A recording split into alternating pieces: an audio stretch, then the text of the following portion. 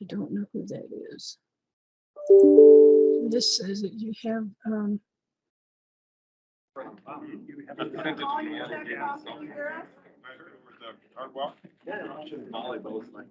nobody. Tom, can you hear us? Yes, I can hear you. I can hear chatter. I can't see the board screen. No, we have it, camera turned off for the moment, it's 6 o'clock. We'll Okay. turn it to 2 o'clock. All right, thanks.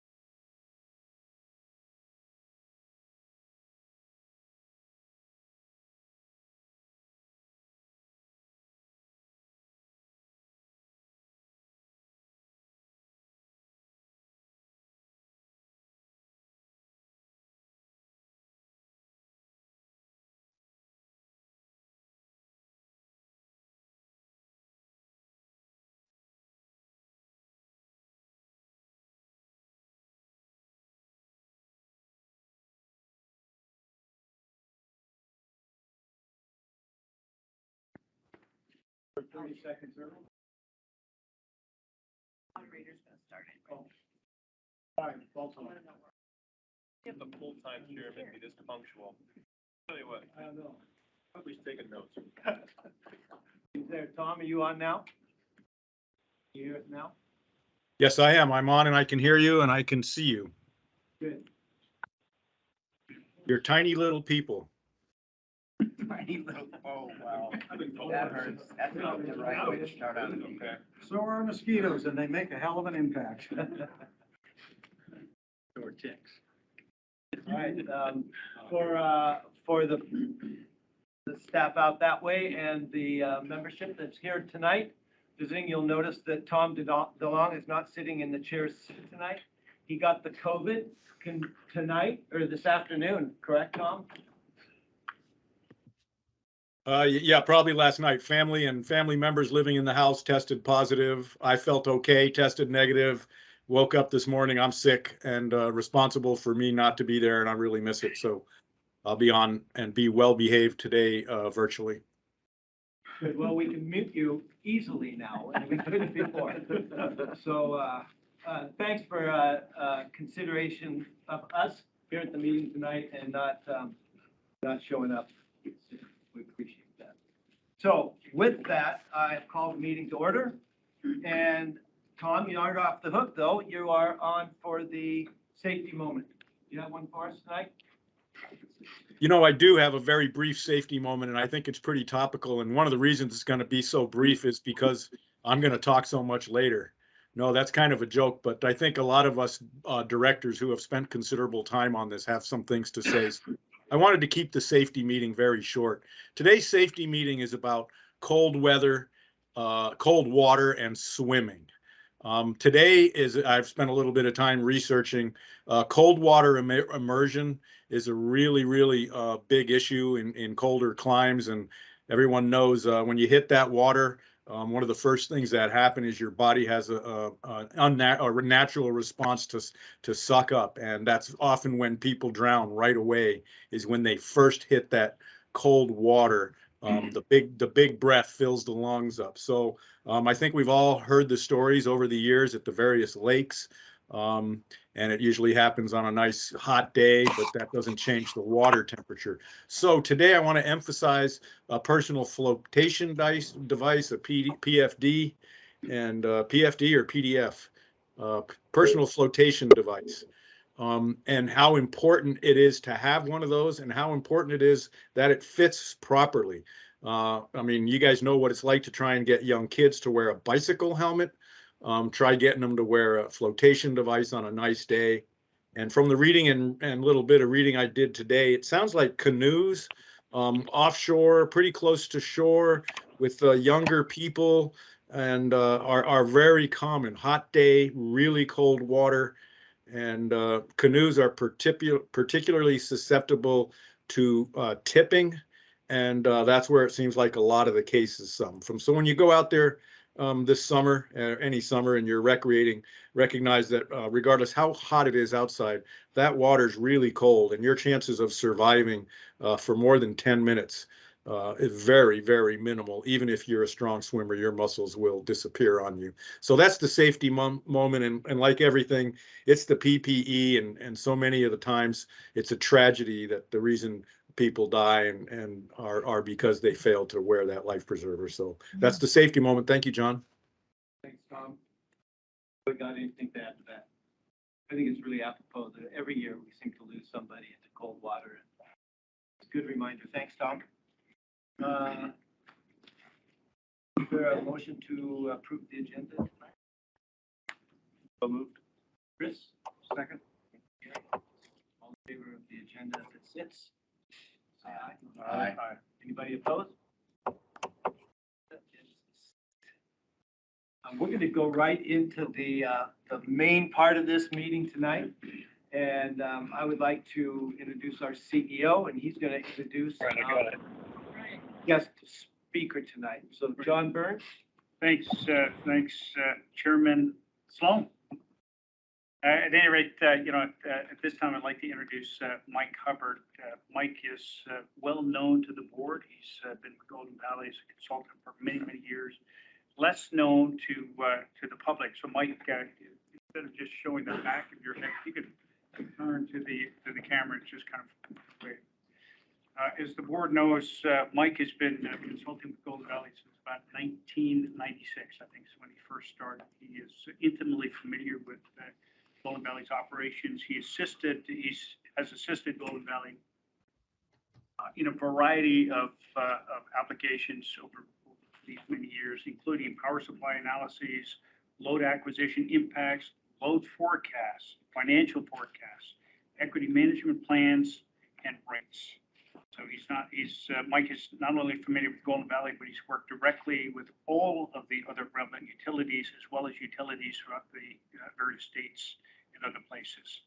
Specific to the analysis that Mike will discuss tonight, Mr. Hubbard's run various dispatch models for clients in Alaska, California, Hawaii, Colorado, and he'll spend quite a bit of time talking about the modeling this evening.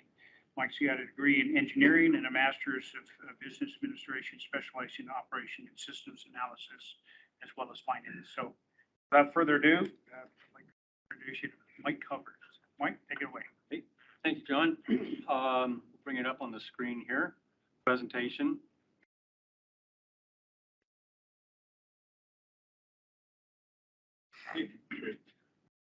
So just to expand just a little bit on my background, I started in 1980.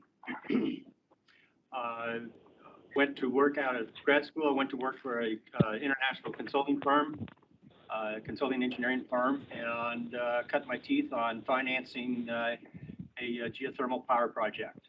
The second project that I worked on was for the same client in California, financing a large hydro project.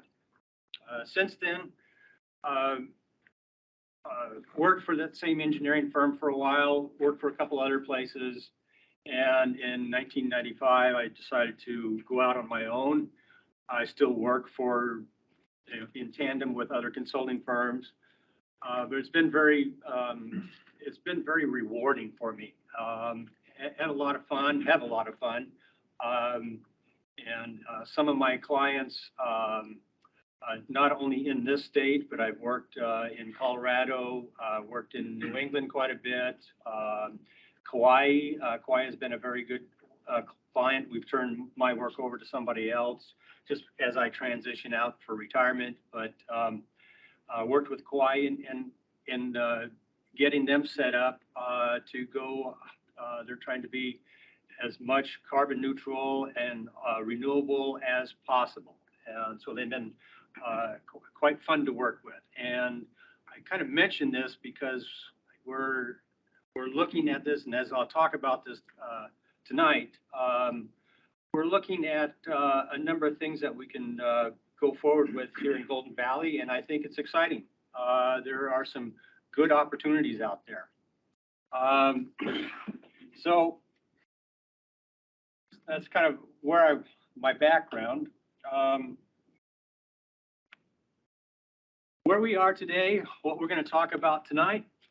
Over the past year or so, Golden Valley has initiated a series of investigations.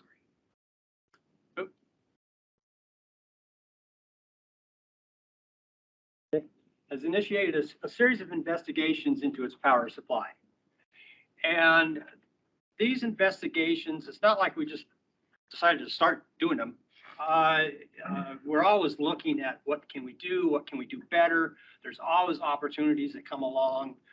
The utilities are talking to each other, but there were two major decisions that are coming up that kind of started this latest series of investigations, and that was these decisions to be made that have to do with Ely 1, as well as Golden Valley's battery energy storage system, or what we refer to as a BES.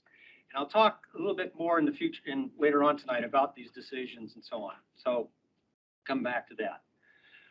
But as we worked through this, and as we started making our runs and looking at the various opportunities and so on, it became apparent that there's been some recent advancements in renewable technologies. We're all familiar with wind. There's been some advantages, advancements in wind, as well as price reductions.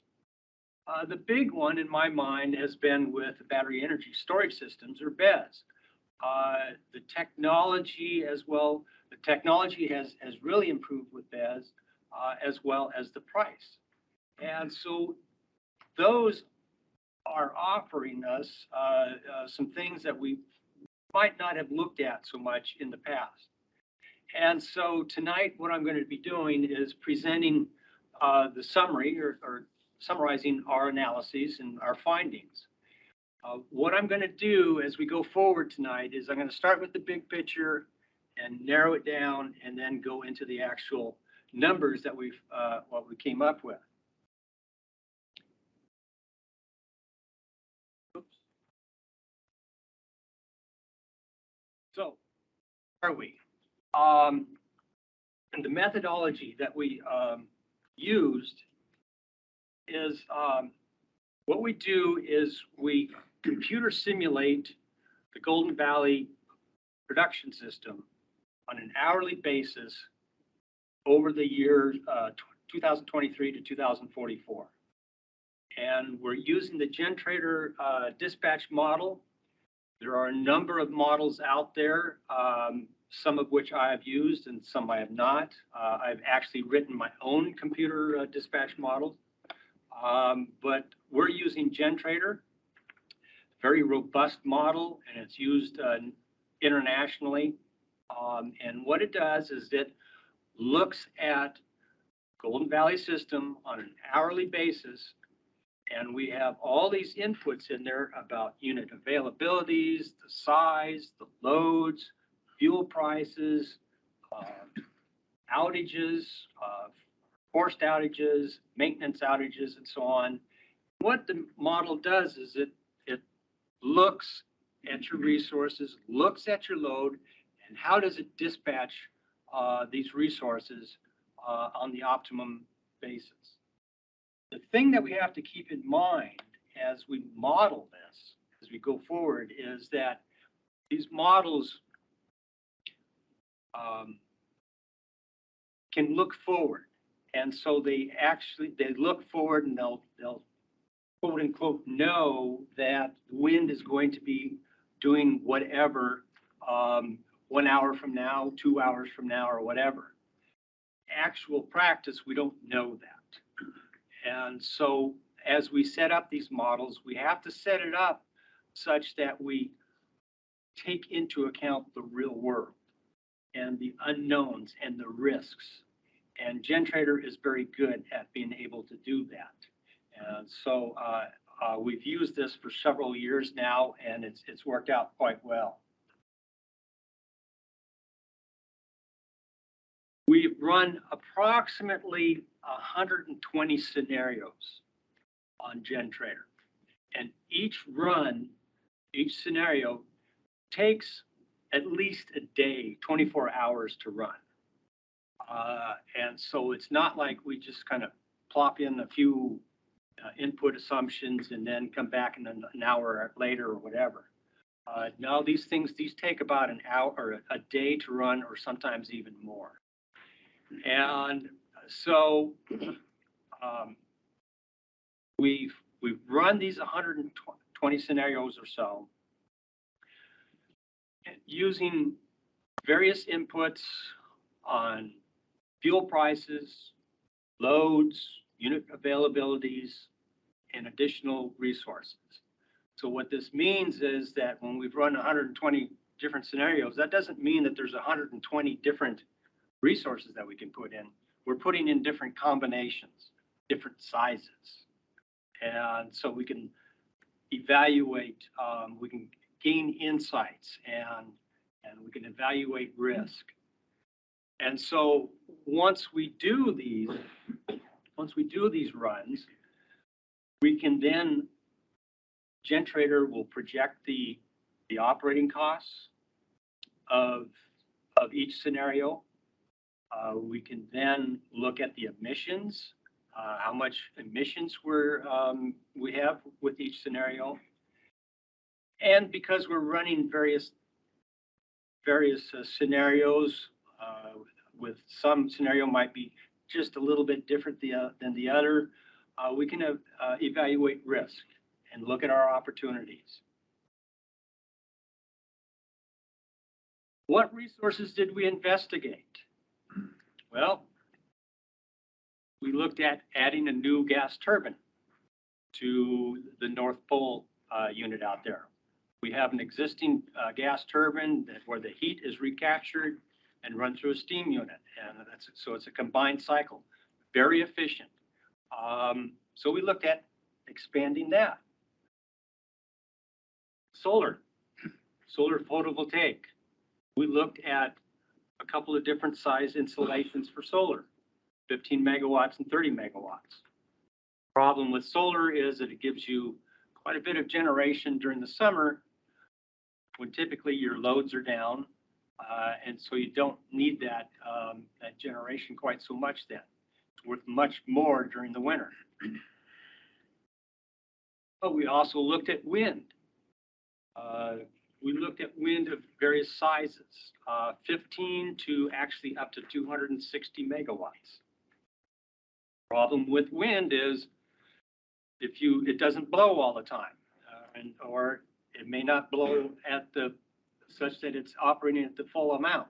And so typically we say that a wind resource has about a 30 to 40% capacity factor.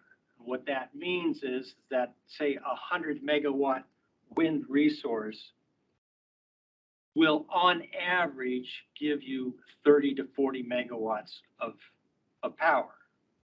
But it may be 100 megawatts in 1 hour or 2 hours, and it may be 0 in another hour, and so it varies quite a bit.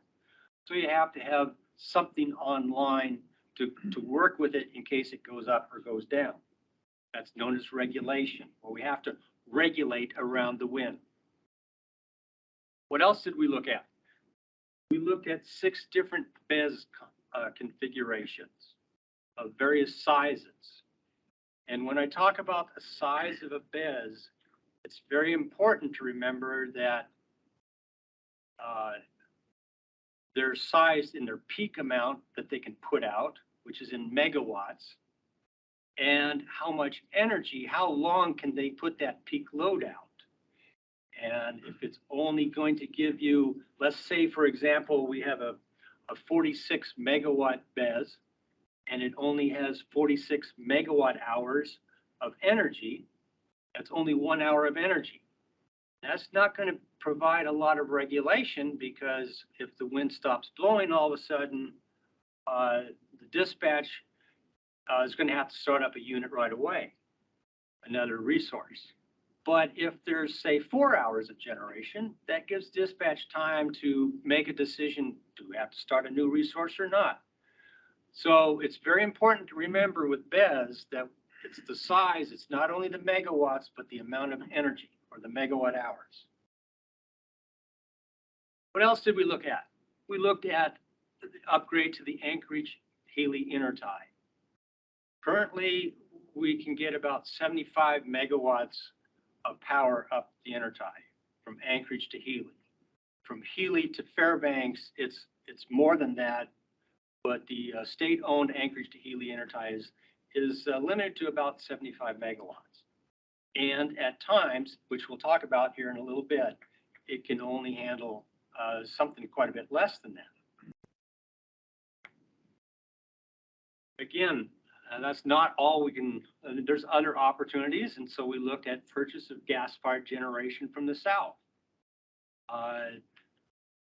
Chugach, which now includes Anchorage Municipal Light and Power. So we have Chugach, we have MEA, we have Homer Electric. They all have more than enough capacity down there. That's gas-fired, and so they might be able to provide some generation up here that would bring it up over the intertie.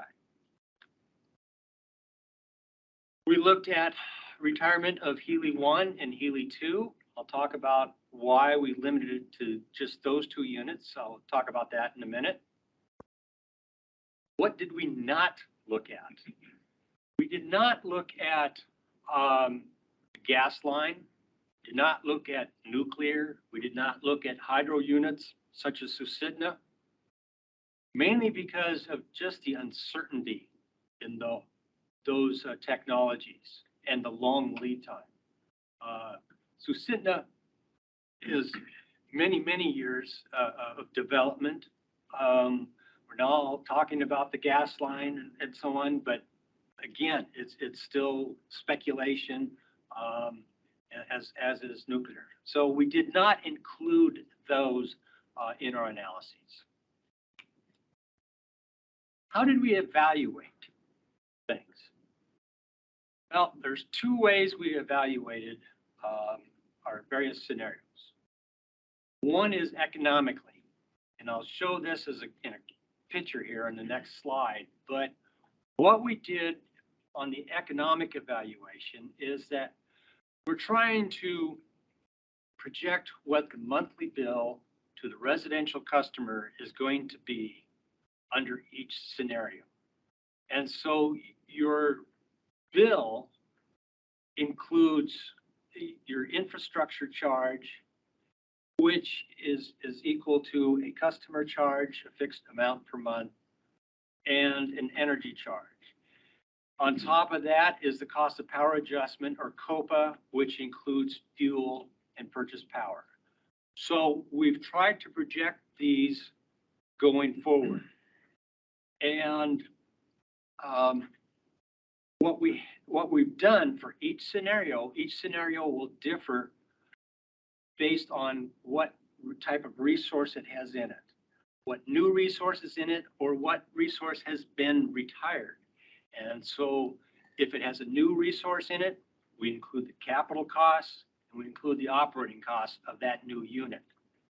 As purchase power, we have the cost of that purchase power in there. If it has a unit being retired, we reduce our costs by the O&M that we're going to forego. But in all cases, even if a unit is retired, if there is any existing debt on it, we've assumed that that debt and that depreciation continues on. So all of those costs are included as we go forward. How else do we evaluate it? We look at the emissions. So we run it through the GenTrader model, and we can track how much fuel we're using, the number of gallons or of liquid fuel. We can track how many BTUs of coal we're using. We can make projections of how much gas is being used for if we're purchasing power from the south. So from this, we can come up with the emissions. So we have the total CO2 emissions over the entire study period. Graphically, this is how it looks. And catch up here so I can see it a little bit better on my own computer. But on the left here, we have our input assumptions that goes into GenTrader. So we have hourly loads that go in. We have the resource capabilities. We have their generating fuel efficiencies, which varies by output. At a high output, it may be very efficient. At a low output, it's not as efficient. We have fuel prices and so on and so forth. Those all go into the GenTrader dispatch model. A day later, I come back and I output the results. And so that goes over. And then what we do is we also bring in annual capital and operating costs of the new or retired resources. And all those dollars, we then divide by our total sales to come up with a dollars per kilowatt hour. And then we have our other infrastructure costs for Golden Valley administrative, distribution, some of its generation that we're not tracking through GenTrader, the costs in the sense that those costs, the operating costs stay the same no matter what scenario we're on. So all of that goes into calculating a monthly bill based on what the average customer uses per month. Now, when you see these numbers, when you see these graphs, you will see that they trend upwards. And the reason for that is severalfold. Number one, we have fuel costs that are typically going up with some sort of inflationary pressure on it. Not all, but some. We also have the Golden Valley infrastructure costs in there. And we have assumed that that goes up at something a little bit less than inflation each year. And it's the same for all scenarios because the distribution costs will not change based on our generating scenarios and so on. So you will see an upward trend, but that's not to say that it's going to happen, but just kind of forewarn everybody.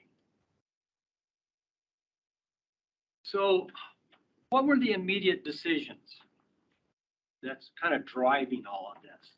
Well, the first one is with Healy 1. The air quality operating permit requires pollution control equipment to be installed by January 1, 2025. So the question is should that be installed or should the unit be retired? Now we have 25 million in there, and the current cost it's nailed down. It's about 26 million, but the analyses, $1 million is not going to change any of the results over our study period here. So the second decision was the BES. Golden Valley was very forward thinking a number of years ago and put in a large BES. But it's getting kind of old and it needs to be upgraded. replaced or what, or something. And so the question is should the BES be abandoned, or should we upgrade it, or should we replace it with new technology? So those are the two key questions that led into our analyses. Before we get into the analyses, I want to show just kind of how Golden Valley's system is. And I'm showing just 5 of their resources here. They do have purchase power from other sources. But we have Healy 1, Healy 2, the North Pole Combined Cycle Plant, North Pole 1 and 2 simple cycle units, and the Zender 1 and 2 simple cycle units here in Fairbanks. The two over on the right side here, North Pole 1, North Pole 2, and Zender 1 and Zender 2, they're expensive to operate. But we don't operate them very much. We operate them during peak periods. The operating costs, the fuel is pretty expensive, but the operating costs themselves are pretty low. And so for right now, we use them for peak during the winter or for emergencies. The 3 on the left, Healy 1, Healy 2, and the North Pole Combined Cycle are what we refer to as base load units, where we operate them. The more you operate them, the cheaper they are. They're relatively inexpensive to operate, and the more you operate them, the cheaper they are on a dollars per megawatt hour basis.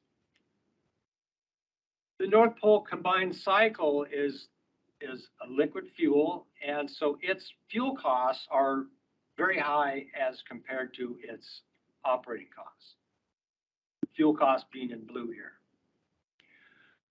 But the combined cycle plant, it provides regulation for Eva Creek wind, and it can provide some regulation for others, for more wind if possibly. So let's look at Healy 1 and Healy 2. Healy 1 fuel and operating costs are about $100 per megawatt hour.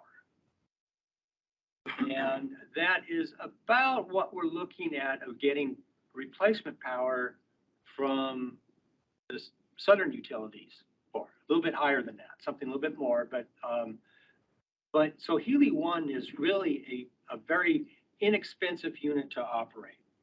And as you'll see here in a minute, it's been very dependable. Healy 2 is at about $150 per megawatt hour.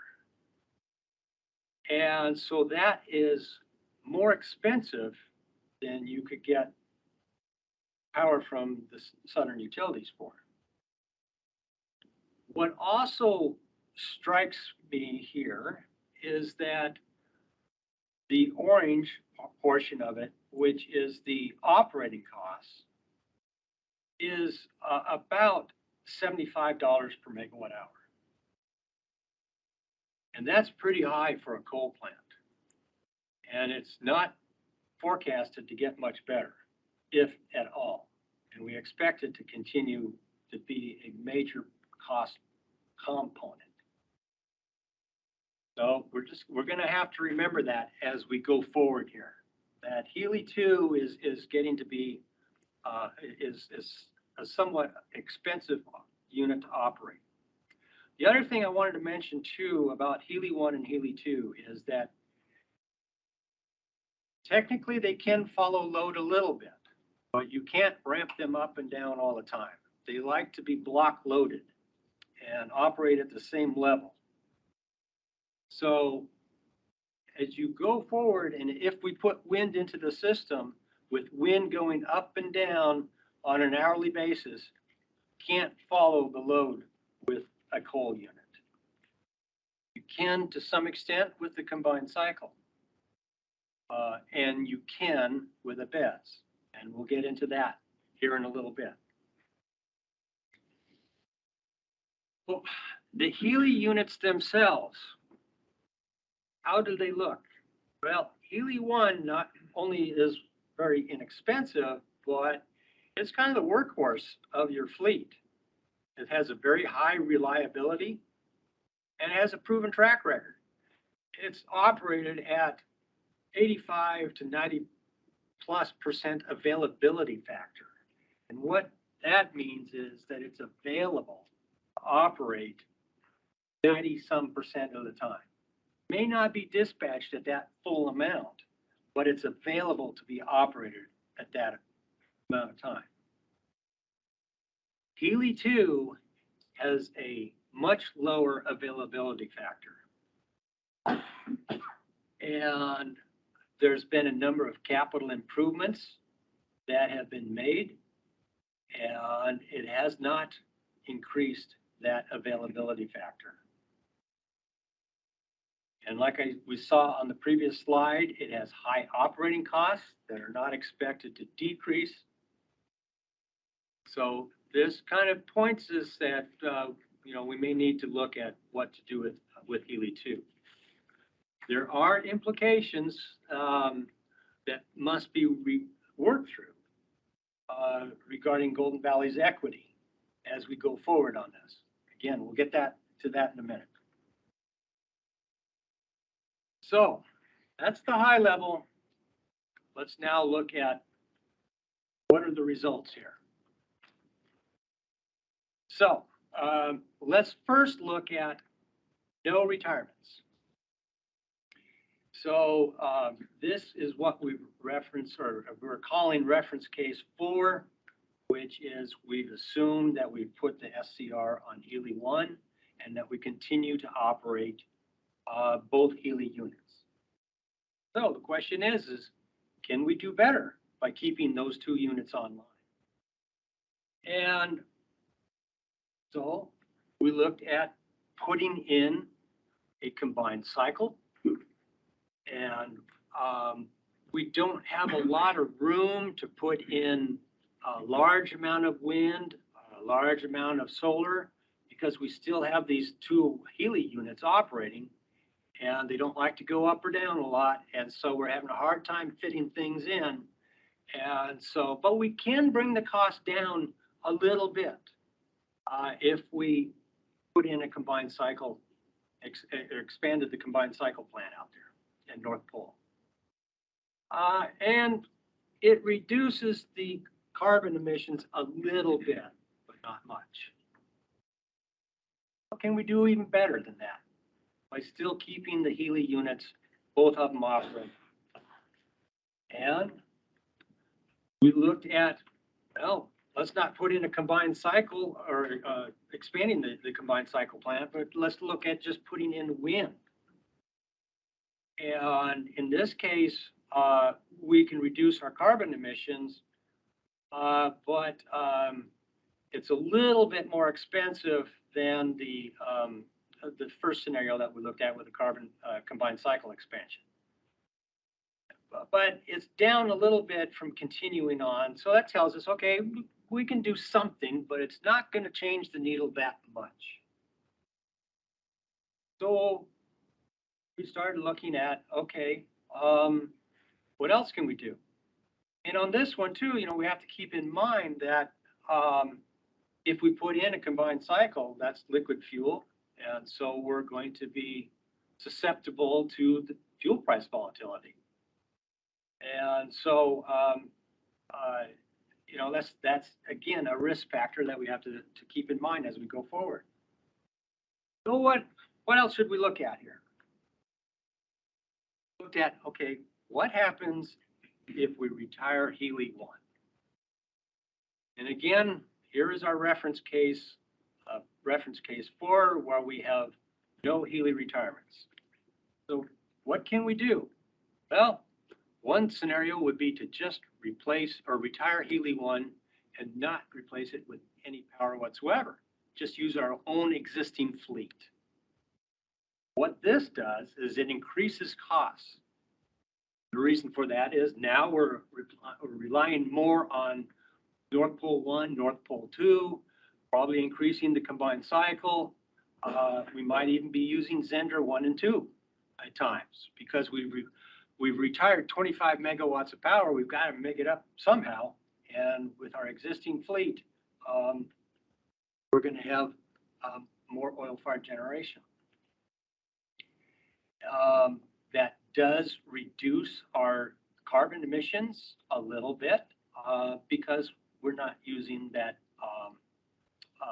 coal. But it does, without any replacement power, any new power sources, it does add cost to the system. What else can we do? Okay, we looked at putting in a new combined cycle plant.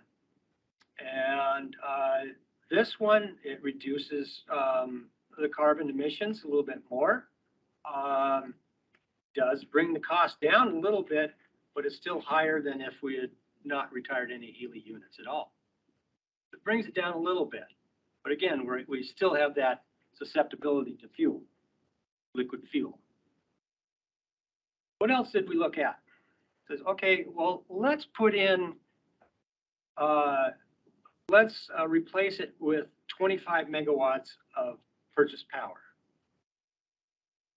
from the south.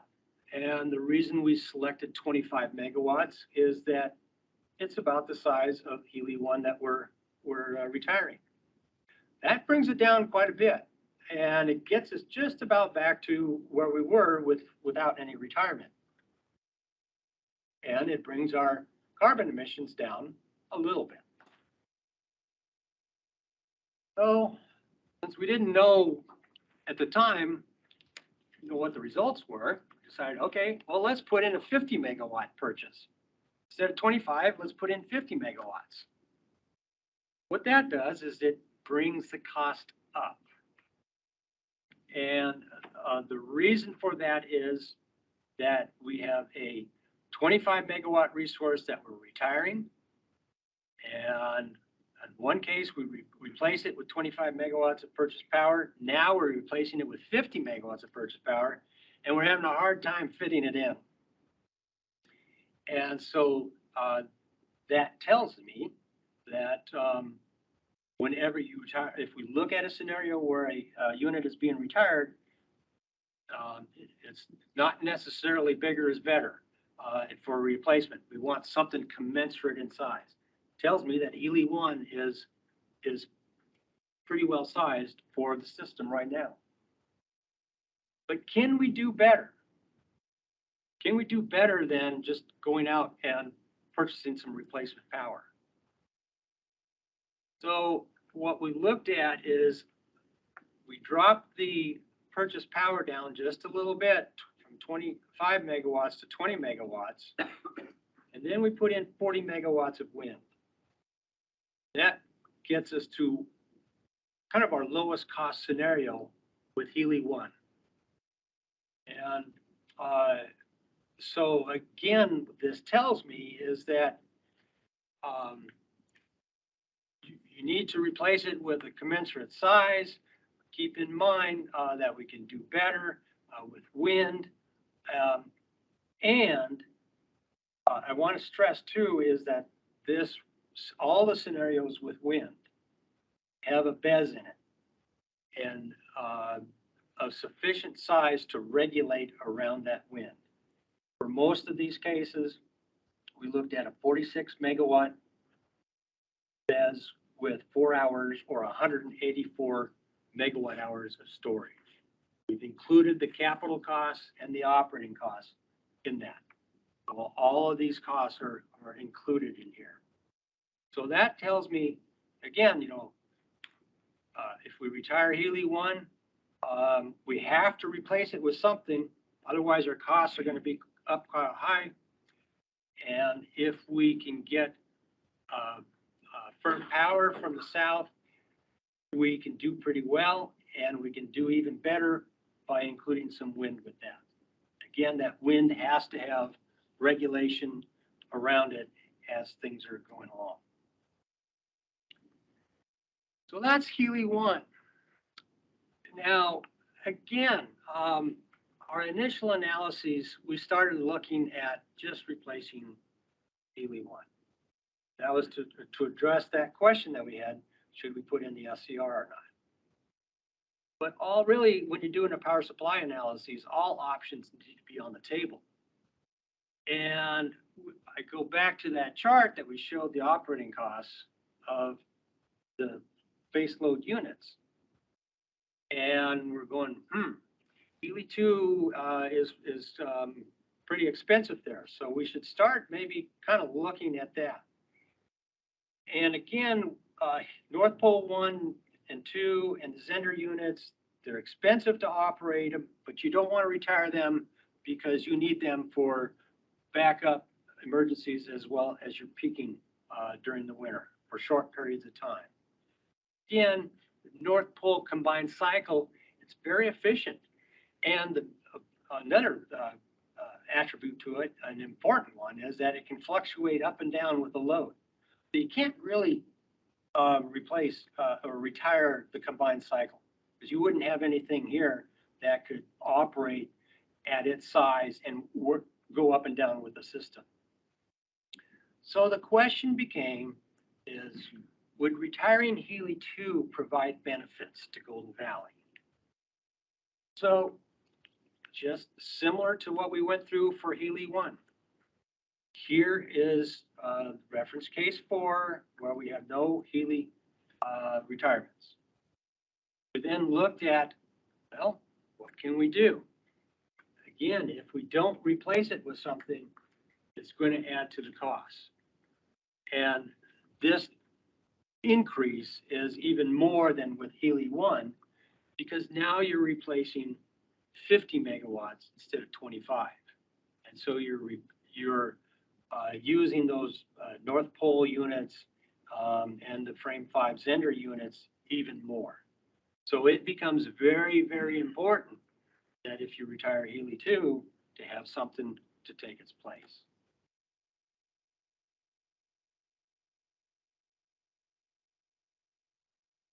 We then looked at retiring Healy 2 with 40 megawatts of purchase power and 40 megawatts of wind. So that brings the cost down. Now, why did we, the question now becomes is, and we've reduced our emissions quite a bit. But the question this now becomes is this better than retiring Healy 1?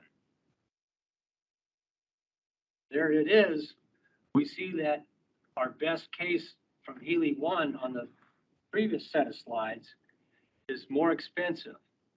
And therefore, it's more economic to retire Healy 2 than it is to retire Healy 1. Now, let's talk just a little bit about what we assumed for the availability factor for Healy 2. Our analyses was that Healy, when I did all the modeling, and I started about a year or so ago, we started modeling Healy 2 as if those capital improvements were going to work and increase the availability factor. And as we had the availability factor set at about 88%. But even with those cases at 88%, all the cases that I'm showing you, with the exception of this slide here, but all these other cases with Healy 2 being retired, it's based on Healy 2 having an availability of a high availability. What happens if it's less? And if we retire Healy 1 and Healy 2 doesn't live up to its expectations? So we made it a run here, and we see that it adds a significant amount. So what this says is that all these cases that we've shown in here, that it's more economic to retire Healy 2, the benefits are actually even more because we don't really expect Healy 2 to get an 88% availability factor. Really are not seeing that happening. And so that's a big takeaway on here, that all of my previous analyses are giving Healy 2 the benefit of the doubt, yet it's still the most economic to retire. Okay, so we looked at retiring Healy 1, we looked at retiring Healy 2. Can we retire both units? And so on this slide here, what I'm showing is the best case scenario for retiring Healy 2. That had the 40 megawatts of purchase power and the 40 megawatts of wind. Again, the question is can we do better than that? Well, we looked at retiring both units and replacing it with 40 megawatts of purchase power. And in this case, it's about the same cost. Reduces the carbon emissions quite a bit, but it's about the same cost. A little bit lower in the early years and more in the later years.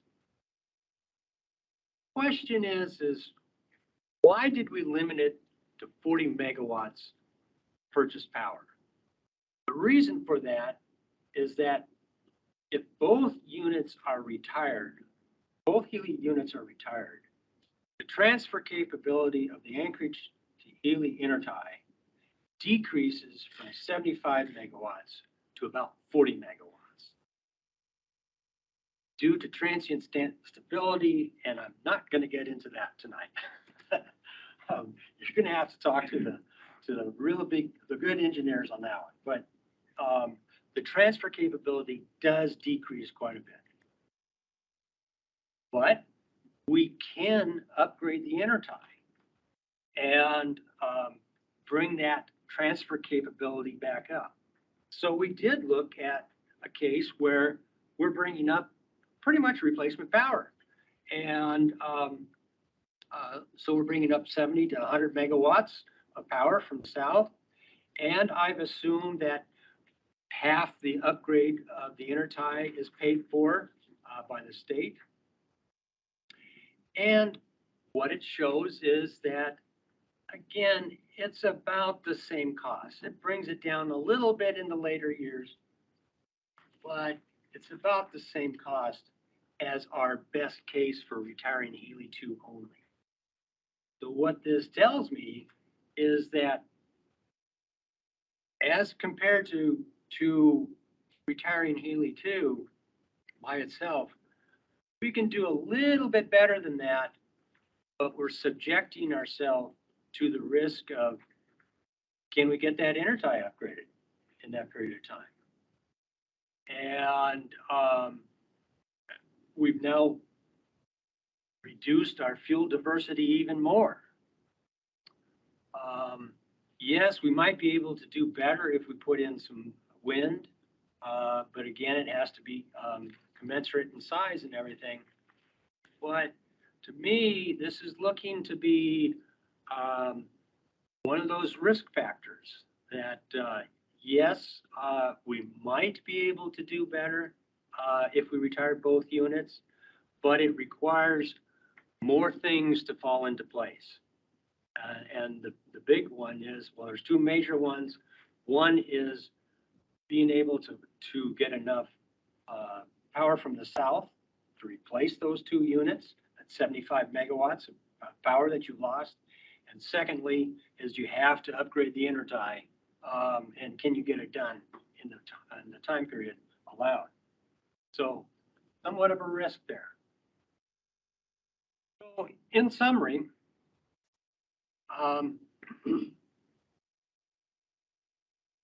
over the last several months, we've modeled 120 plus scenarios. We've looked at various loads. We've looked at various fuel prices. We've looked at different types of resources at varying sizes of the resources. And it shows that a retirement of a Healy unit can lead to lower costs if we can get sufficient power to replace it. You have to get sufficient power. Of the retirement of the Healy units, it is more economic to retire Healy 2. And again, remember that the numbers, the graphs that I showed was based on Healy 2, when Healy 1 was being retired, Healy 2 had that high availability factor, and we don't think that that's going to happen. Retirement of both Healy units right away provides only a small long-term gain over retiring just Healy 2, but it imposes certain risk factors. Those factors, you need to get sufficient gas earmarked for Golden Valley in the south, and the intertie has to be upgraded. 2.5 years or so. It also, retiring both of them, it increases your reliance on oil-fired generation during times of intertie outages. So what else? Adding wind can provide system benefits, both economic and environmentally. Prices are within the range assumed, and those have not been cast yet. And more importantly is that you need to have regulation for that wind resource. And so we've assumed that a BESS of sufficient size, being both capacity and energy, added to the system regulation. So we need to have a BESS of, in my mind, 4 hours of energy or so. But, you know, there'll be refined studies as you go forward. If you decide to go forward with this, you should do some refinements on those studies. And so it may be that, and I'll talk about one other thing here in a minute that may reduce that requirement. So we're looking at minimum of focusing on 46-184 BESS. And it should be capable of expansion. As you go forward, you might put on X megawatts of wind, but later on you might put on more, and so you'll want to expand that BESS. So it needs to be capable of both expanding it in size, in the megawatts, its peak capability, as well as its energy.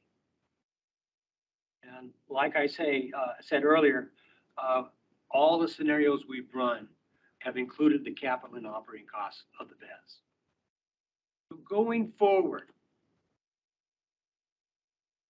continue operation of Healy 1, or you would implement the SCR.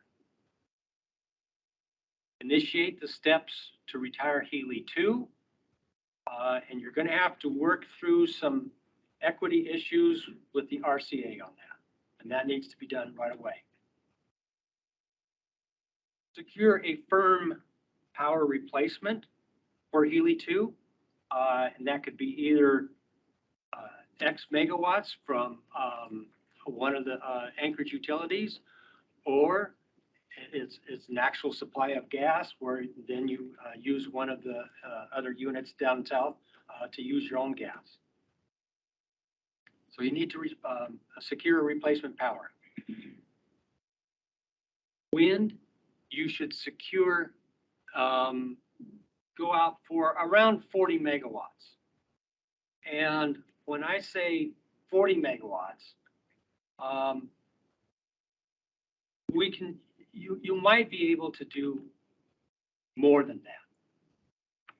And the reason I say that is that right now, it looks like 40 megawatts is a pretty good fit. But if you can work with a large customer that has an interruptible load, electric load, or heating, thermal storage, something like that, then you might be able to put in a larger wind resource that would then feed into that interruptible load at certain times. And what that means is too, is if you can get that, that your BES may not have to have quite the size for at least for regulation down. And regulation down means that if wind all of a sudden picks up that you're not counting on, then you need to either drop your other resources, reduce the output of them, so that's regulation down. But if you have this thermal load that you can feed in there, if this wind load goes up, then you may not have to regulate around it and go directly into that interruptible load. So the wind and the BES are going to be commensurate, and you'll need to look at them in tandem. And finally, you should investigate into wind forecasting models. I'm not familiar with them. And I've heard good things about them. However, I will say that maybe where they were bench tested might be on the coast of someplace where the wind is relatively consistent. And so it needs to be bench tested for here. So what I would suggest is that you go out and get something, look at something for Eva Creek. And what these models will do is help tell you, is it going to blow tomorrow? Is it going to blow in the next hour or so? And it helps you with your regulation. So in summary, it's it's looking like you should economically, you should go forward with Healy 1, retire Healy 2, secure firm power in its place, go out and get some wind, yeah, you'll have to do a BES, but the wind and the BES will be, I'm not saying that it'll be a package deal, but the decision on one will impact the decision on the other. That's the presentation. Wow, that was a lot, Mike. Thank you very much. Have a nice drink of water. I'm gonna open it up for questions from the board. If anybody has any questions.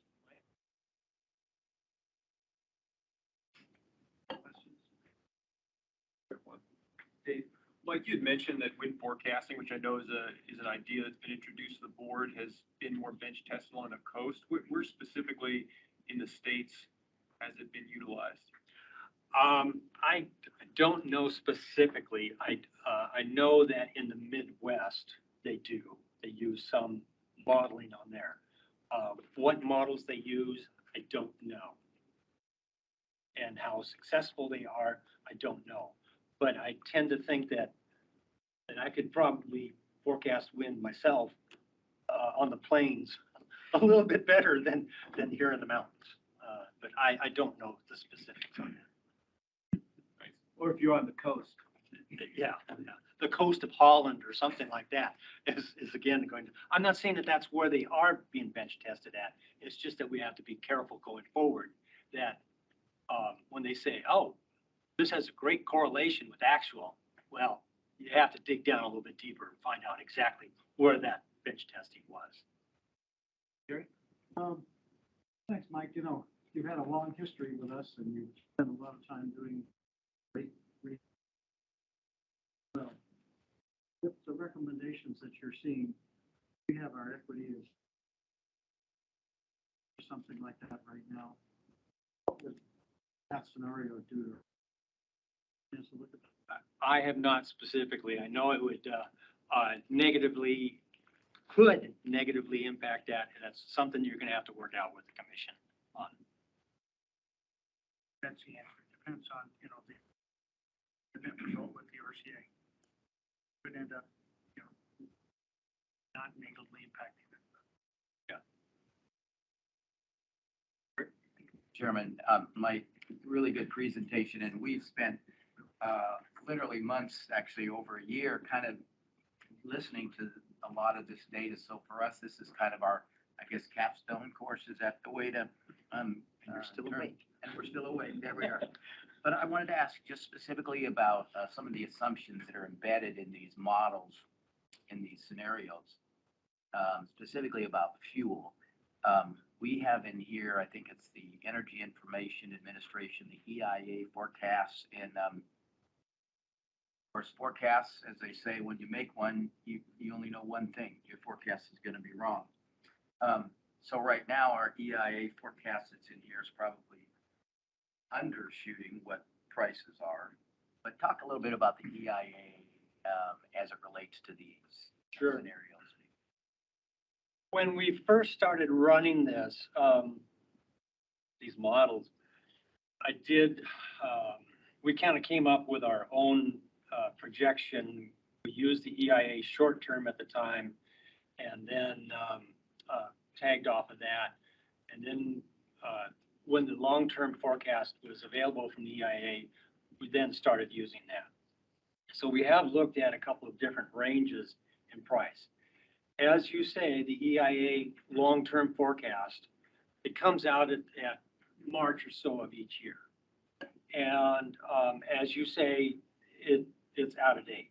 And current prices are higher than what the EIA had. What we're looking at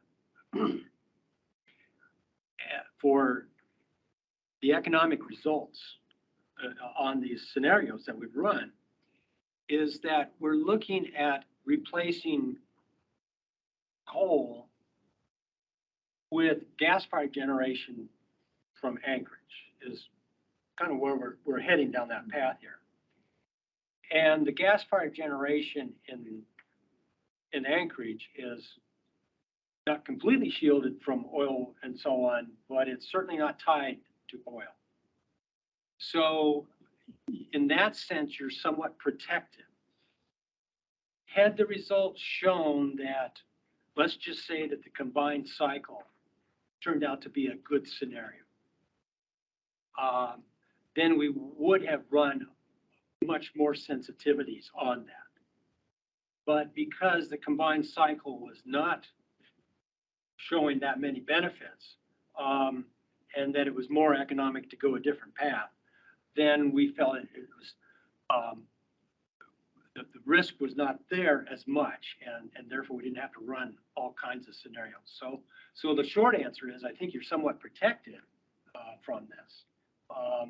Yes, you're going to be using the frame 7s and the frame 5s with time. You always are to fill in peak periods, and those are going to be pretty expensive to run. But you're not going to get away from that for the next number of years. To me, I can see a time in the future when you retire even those units, but you're going to need, battery generation needs to be improved even more to be able to do that and have longer term. So that's going to be long term. So in the near term, you're still going to be running those units peaking. But for our primary power, you're going to be, I think you're somewhat shielded from the oil prices. Thank you. Right. Thanks, Mike. Any other questions for Mike? Tom. Sorry, Tom. I know you're there. Go Hey, ahead. thanks, Mike. I got a couple of questions, and I think I should know the answer, and maybe you've told us over the very many iterations we've done for this. Regarding the closure of the ass pits, did you add any O&M to the operation of Healy 1 for that? I'll ask that and get off. Second, did your analysis of Healy 1 runs include the 1.4 megawatt parasitic load? And then the last one on your price of coal, did you do anything with the price of coal, as our contract does involve an index to diesel for the coal mining operations? Those three questions. Thanks. Hopefully I can remember them all, but yes, we did include the additional O&M for Healy 1. And we also, when we said, let's look at retiring Healy 1, we're going to save some O&M on that.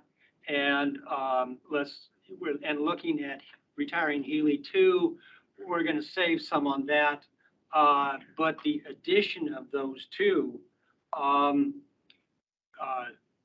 we recognize that if you shut one unit down, that there's going to be a shift in O&M to another unit. And so we took into account those as well. Parasitic loads, yes, we did include that. And the third question was, Price of coal due to Oh, yes, index to diesel. yeah. Yes, in my fuel price, projections, yes, the Healy coal has the 3 indices to it, and, each indice goes up at a different rate, one of them being diesel, and yes, that is included in the model. Thanks a lot. All right, any other questions? Seeing none, thank you very much, Mike. That was a great presentation. We are now in item 5, and that is member comments. We've received several written comments. I'm not going to read those tonight, but rest assured, the folks that have written those to us and sent those to us, they will be recorded and they will be in our minutes for our next meeting. But right now, we're going to go into verbal member comments, and we have 13 total. And right now, I'm going to start with number 1, Sunil Kumar. You're on. Hey, thank you. John Burns, can you hear me okay? Can I lay the groundwork first? I'm going to be very generous tonight and allow 3 minutes for each comment. If you can finish in less than 3 minutes, that would be great. You don't have to use all 3 minutes, but you could read the sports page and fill up your whole 3 minutes if that's what you'd like to do. But you're allowed 3 minutes tonight, and I'm going to set my timer, and I'm going to be kind of hardcore on that anyway. So Sunil, go ahead. Thank you. John Burns, can you hear me okay? Yes, I sure can, Sunil. Thank you. Okay, good. Thank you. Thank you, Chairman DeLong. My name is Sunil Kumar, and I'm here to represent Kinross Fort Knox Gold Mines. My role within the company is the Vice President of Energy Strategy and Engineering. Fort Knox is GVEA's largest customer, and as an individual location, we're probably one of the largest loads in Alaska. The Fort Knox mine has operated for over 25 years and has over 700 employees. Over time, we've had ongoing discussions with the GVEA management. I've had the opportunity to visit many of your generation facilities and quite understand many of the unique challenges that you have. And we also appreciate the hard work and efforts of the GVEA staff, and the presentation tonight is a reflection of that hard work. But there are decisions that need to be made by GVEA. They're not easy, but it's important to commit now to a long-term sustainable strategy. Mining industry needs reliable electricity at reasonable prices, but also with low GHG emissions. As a company, Kinross has implemented many initiatives, including energy efficiency projects at our Fort Knox mine, and we've also invested in hydroelectric and solar power plants with battery technologies at several of our other mine sites. Firstly, if we look at the electricity prices on a $1 per kilowatt hour basis, our prices at other sites where we're purchasing for the grid are only 20 to 40% of the cost that we currently pay at Fort Knox. This has significant negative impacts on our cost structure at Fort Knox and puts it at a disadvantage. Secondly, on GHG emissions, in line with societal and investors' ESG expectations, we will be a net zero mining company by 2050. But in addition, we have committed that by 2030, we will reduce the intensity of our Scope 1 and Scope 2 GHG emissions by 30%. Now, if we compare the GHG emission intensity on a pound CO2 per megawatt hour basis, the emissions from the GVEA supplied electricity are significantly higher compared to our other mine sites.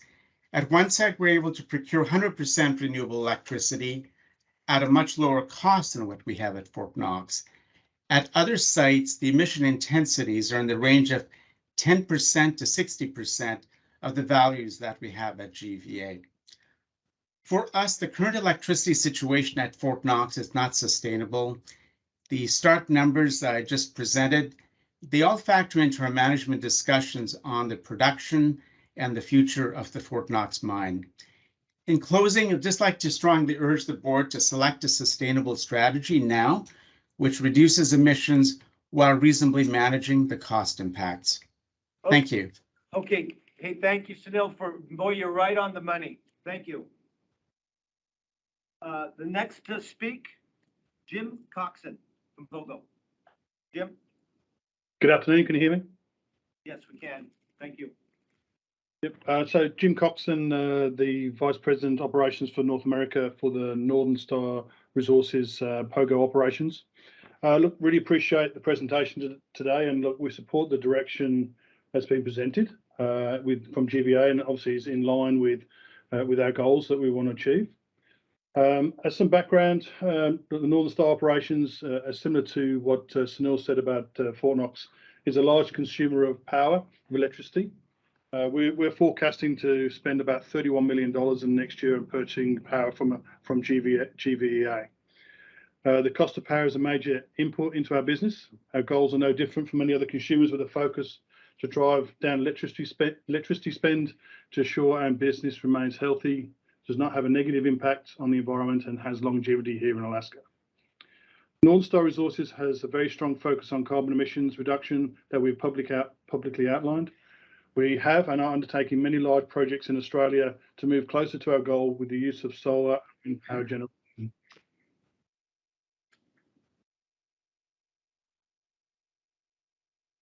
Oh, he's calling from Australia, right? Hey, Jim, you there? Jim? Sorry, can you hear me? Yep, sorry, I dropped out. Yep, we lost contact. Go ahead. With the addition of these renewable electricity sources, the cost of power has decreased and provide insulation from global fuel prices that we are seeing impacting our economy today. In short, we believe putting more focus and investment into renewable energy options will ensure it can accommodate our business needs. We look forward to working with GVEA to achieve lower carbon emissions and lower price electricity here in Alaska. Thank you. Thank you for your comments, Jim. Next up is Kathy Hennigan, and right after Kathy, we'll go to Vanessa Jusak. Kathy? Good evening, Kathy Hennigan from District 7. Thank you, first of all, to the Board of Directors and the staff of Golden Valley for all the hard work that has been done on the background for making this decision, and thank you for the opportunity as well to speak. As an owner member, I note that your presentation this evening emphasized several things about Healy 1 that we are all well aware of. It's reliable. It works all the time. It represents a significant portion of the power portfolio of GVEA, and it is relatively cheap. And it's there, and it works, and it is there, and it works. Yep, I'm repeating myself. All of the scenarios that have been presented this evening and in other places seem to involve securing replacement for the power that would be lost if we were to decommission Healy 1. And all of the scenarios seem to be either more costly or more risky or more iffy, depending on lots of ifs and other things that have to happen to make them work. Retiring Healy 1 appears to be an option that will raise our rates as owner members, because any and all of the sources that have been suggested will cost more.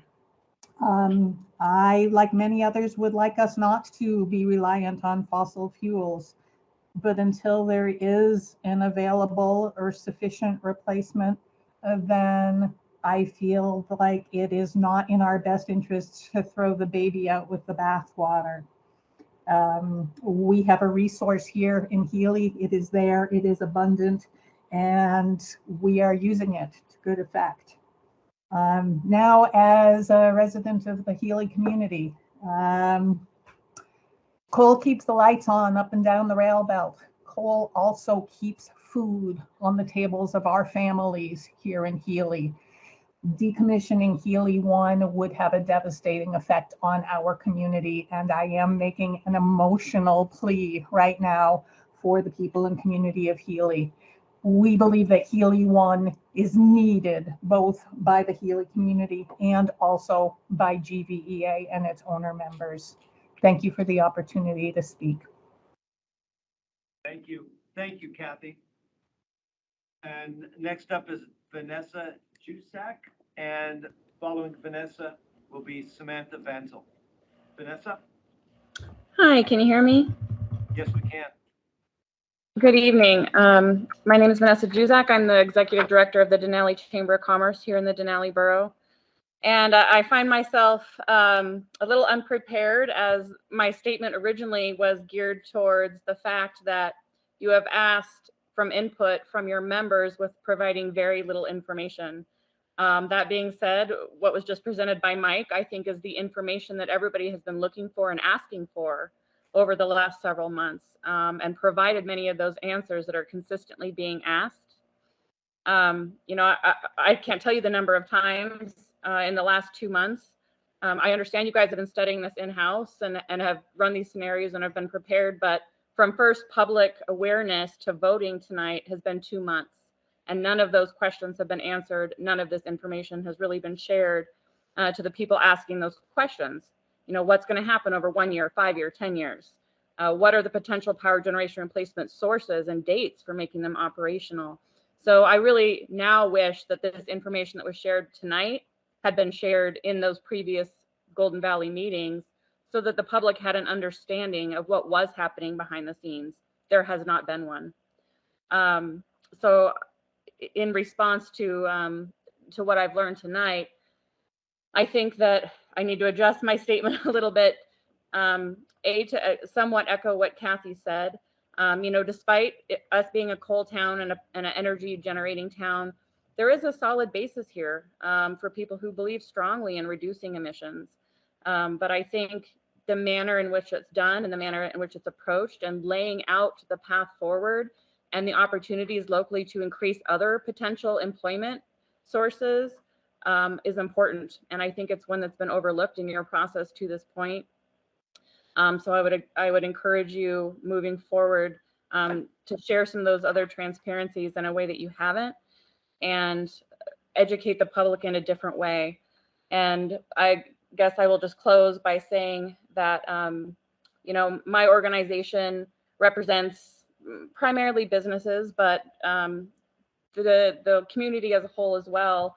And until a transition can be made that's a tangible public plan that can really demonstrate access to those balanced key metrics that you shared of reduced cost and reliability and reduced impact, then change, you know, is, you're going to have a hard time getting people on board to that when it isn't proven. And, you know, even as far as Eva Creek, what we were all told kind of initially hasn't panned out. So there's a lot of hesitancy here. But even just the information shared tonight will go a long way. So thank you for sharing that. Hey, thank you, Vanessa. You had 3 seconds left. You're very good. Thank you for your comments. Next up is Samantha Venzel, and then after Samantha will be Ron Johnson. Samantha?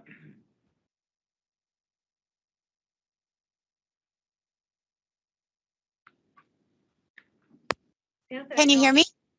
Yes, we can. Thank you. Go ahead. Hi, I actually don't even want to use all my time. I'm a Healy resident. I have a kid. My husband was born and raised here. We are environmental advocates. We have both worked in the national park for several years, and we just bought 65 acres that we plan on starting our own business. So we are very invested, and we're going to be using a lot of electricity. So we're kind of invested in caring about what happens to our community and our small business and growing our family. And we just wanted to say, please keep Unit 1 open, because we think it's the best for our family and for our community. And that's all. Thank you, Samantha. Ron Johnson, you're up, and Ed Davis, you're up right after Ron. Ron? I just took We can hear you. Go ahead. Okay. I'm representing myself. For me, the key item is energy reliability, energy surety, and that wouldn't be so key for me if we had a benign climate. We do not have a benign climate. And I do truly appreciate what Golden Valley has done to respond to power outages, for example, like the one we had last December.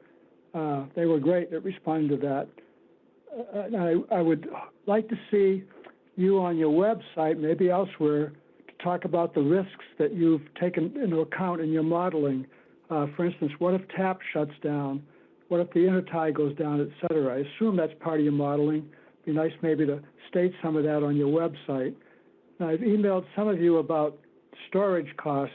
I understand why you would want to upgrade BESS or replace BESS, and certainly 200 megawatt hours worth of storage or less is a few tens of millions. And the public might not realize, especially those who are trying to expand the use of renewables, that if you want to store enough power for several days, say supplying 200 megawatts for several days, we're talking billions of dollars with conventional battery storage technology. And there's other storage technology that people talk about, flow batteries, pumped hydro. People in Europe have been working at 30-ton weights at an elevation that would be dropped down to convert the potential into other kinds of energy. So storage is key for us, even if it's only a few hours at 50 megawatts. But it'd be nice to hear more, just to educate the public about the cost of storing for a long period of time in case lots of conventional power or the wind or the sun goes down. Those are my comments. Thank you for listening to us.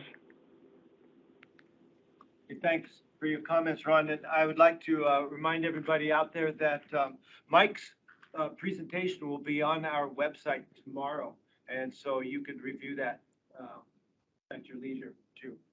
So thank you, Ron. Ed Davis, you're up, and Fred Wallace, you'll be right after Ed. Ed?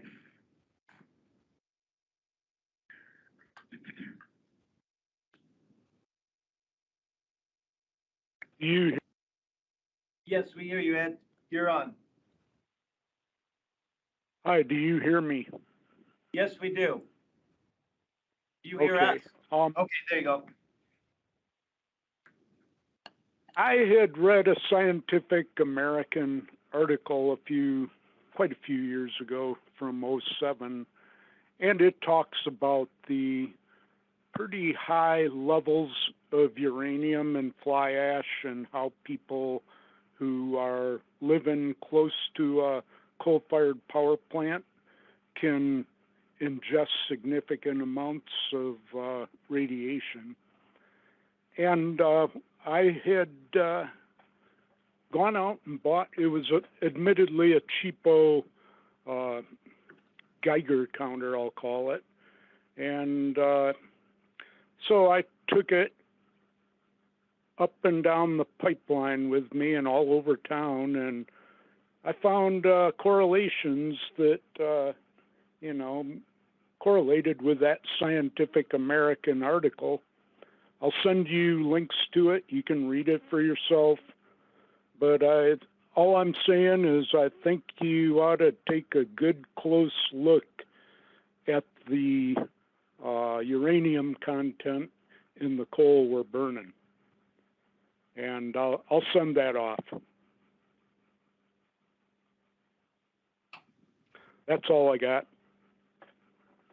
Okay, thank you, Ed. That's interesting thoughts, and thank you for your comments. Next up is Fred Wallace, and after Fred is Jim Schwarber. So Fred, you're on. Good evening, everybody. Thank you very much for taking the time to listen to us and explain some of your studies you've done so far. We've heard from some major players in the area that purchase power from Golden Valley. And one of the number one things they're talking about is reducing the cost to these major mines.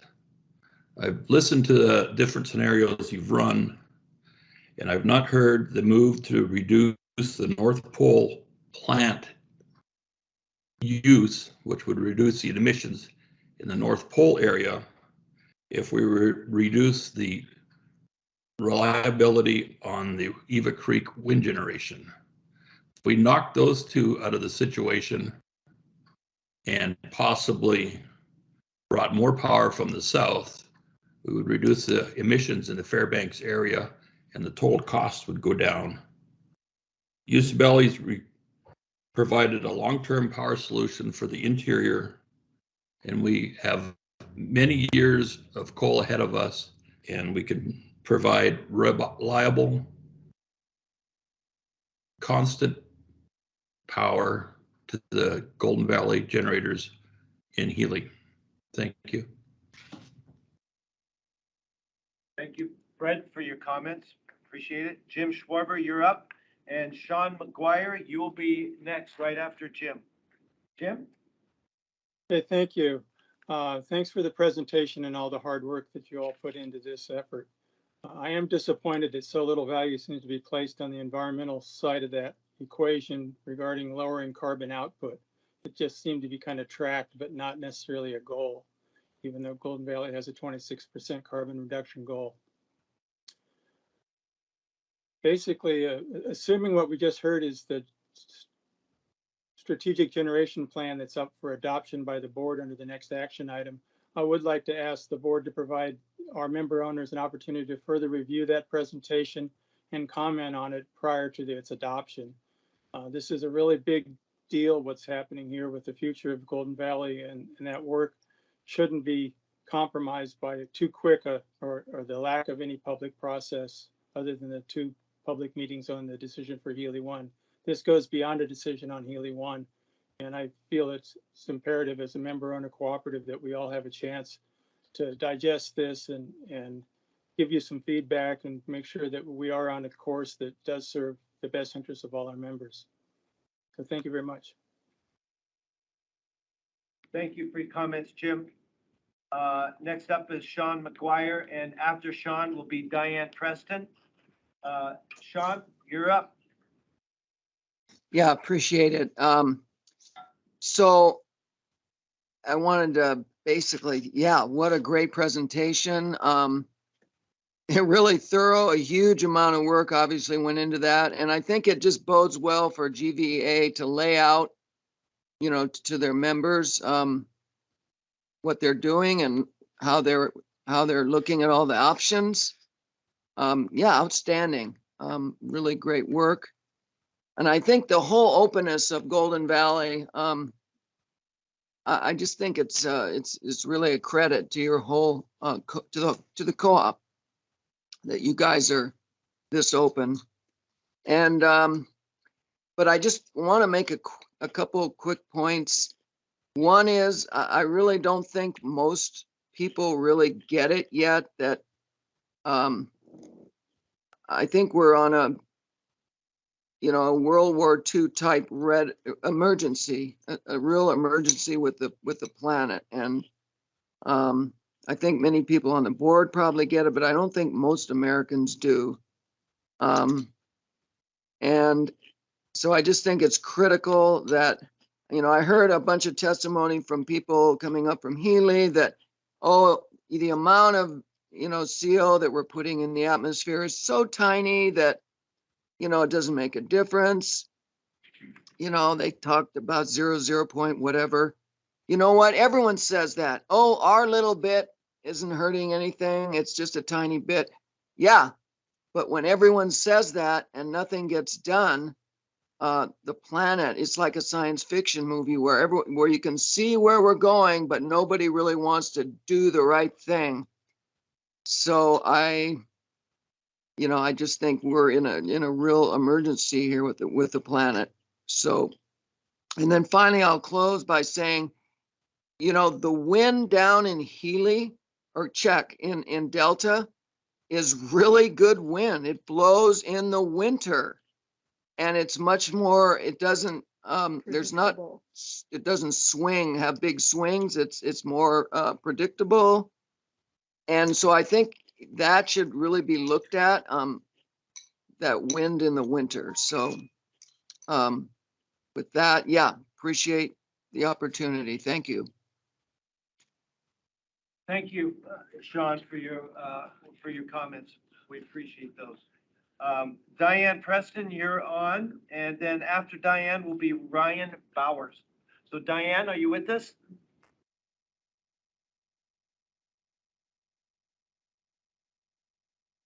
Diane, if you're on the phone, you need to press *6.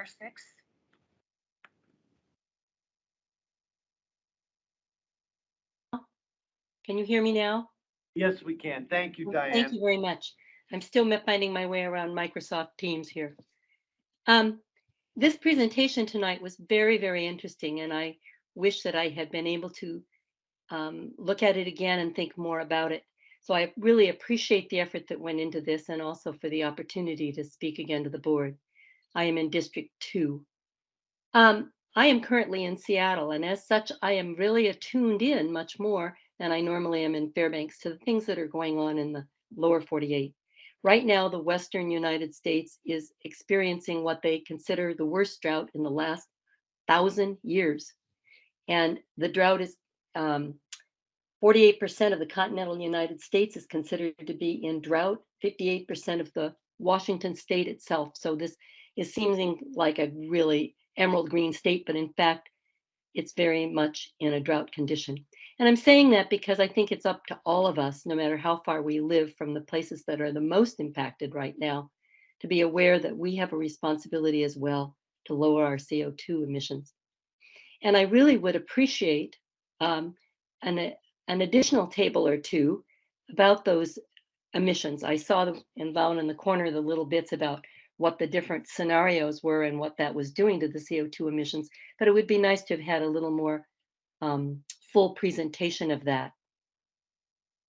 That said, I really would like to see a reduction in the coal-fired generation. And I was all set to come and say, don't continue with Healy 1. Now I'm reconsidering, maybe it's don't continue with Healy 2. But there seems to be a lack of information about that, such as what was presented tonight. So I really think that it's the time for GVEA to show their true dedication to reducing your carbon emissions. And I also would like to speak about the people in Healy, and I would like to see some kind of reemployment, retraining, if you're closing either Healy 1 or Healy 2, or moving things away, that the people down there have an opportunity to be first in line for training to do whatever you're going to do about Eva Creek or other places in the grid where you're going to be hiring more. So with that, I thank you for considering my comments, and I appreciate the presentation. Thank you, Diane. We appreciate your comments. Ryan Bowers, you're up next, and after Ryan is Carl Jewett. Ryan, are you on?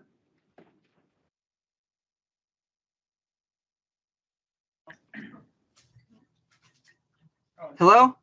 Ryan, we hear you. Thank you for coming in. You've got your 3 minutes. Go ahead. All right. I want to just try to keep this quick. I live in Fairbanks with my wife and children. And that was a really wonderful presentation. Thank you again. I know, you know, most people have said that. But I want to just emphasize against some of what a few of the people before me have said, like Sean, that you know, that we're facing something like in that is truly that has the potential of being truly a catastrophe. And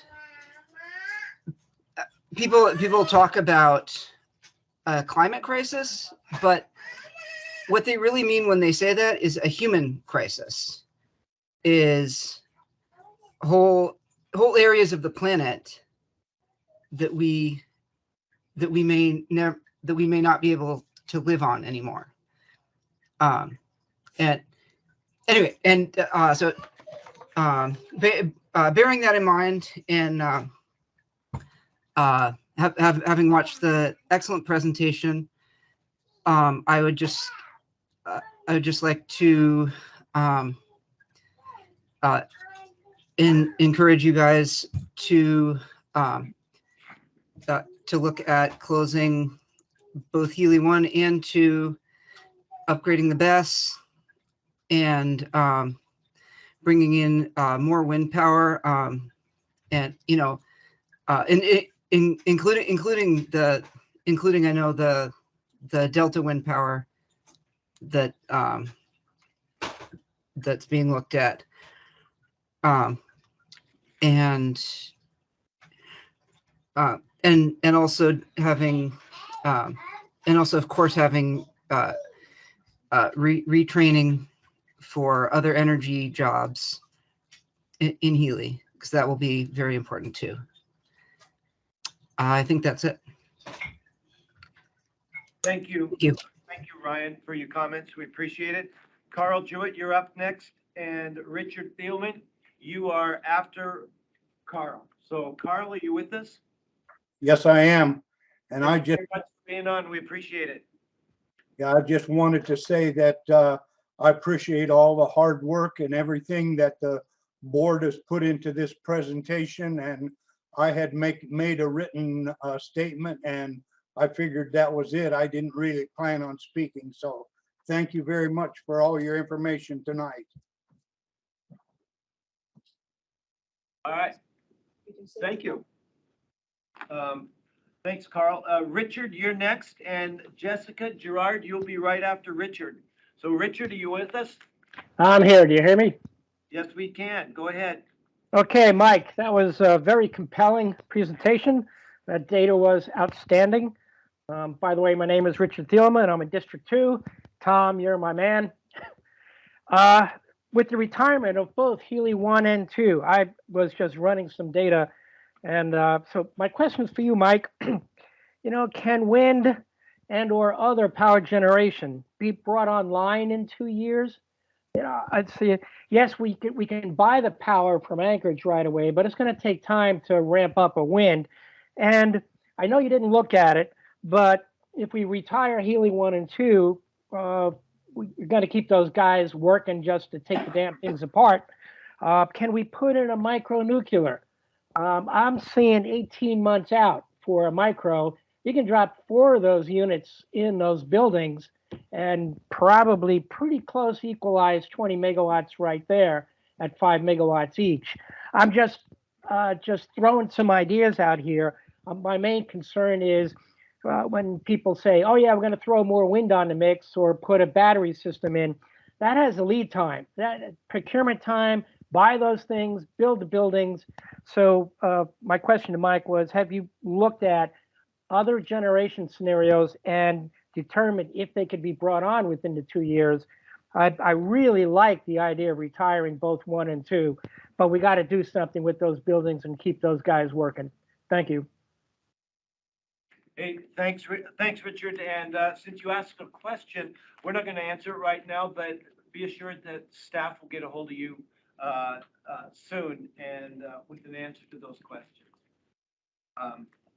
Thank you. And Jessica Gerard, you're up next, and then Aurora Powers, you're up after Jessica. So Jessica? Hi, my name is Jessica Gerard, and I am the Executive Director of the Fairbanks Climate Action Coalition, and I want to echo what others have said in great gratitude for the presentation tonight, and also articulate that, yes, it would have been appreciated and necessary for members to make educational comments tonight based on the presentation today. We have been really eager to hear the scenarios at play so that we could make educated comments and support GVEA's transition off of Healy 1 and ideally Healy 2 to move towards a necessary goal of moving towards 100% renewable energy by 2050. So I think FCAC and our members were ready to say we wanted Healy 1 shut down. That has not changed. But I do believe, given the information tonight, there needs to be more time so that we can actually operate within the values of the cooperative and give the members this information so we can all make a decision on this.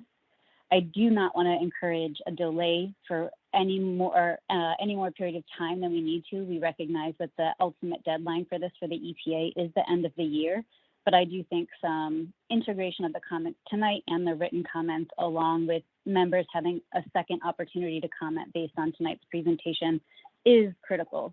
And I also want to speak to the transition of workers and recognize and uplift that there is a number of opportunities federally to help with the transition of workers, and we are eager to help facilitate that. We have talked to the borough, we have talked to EW. There's a number of entities and partners that want to engage in the support of transitioning workers and not to just shut down things and leave that community to its own devices. So we are here to support those conversations, and we recognize that this transition must happen, and it must happen with worker leadership at the forefront. And without that, we are not transitioning in a good way. There's plenty of paths forward. We've heard them tonight. We've offered other ones in the past. We've had RFPs put forward by community members with independent power producers and so on. There are an ample amount of solutions. And what we need right now is a roadmap that is led by workers, integrated by members, and facilitated by GVEA. So thank you for the opportunity to shift in that direction and for all the information this evening. Thank you, Jessica, for all your comments. We appreciate that. And Aurora Bowers, you're up next. And after Aurora is Margie Dushevsky. So Aurora? SB.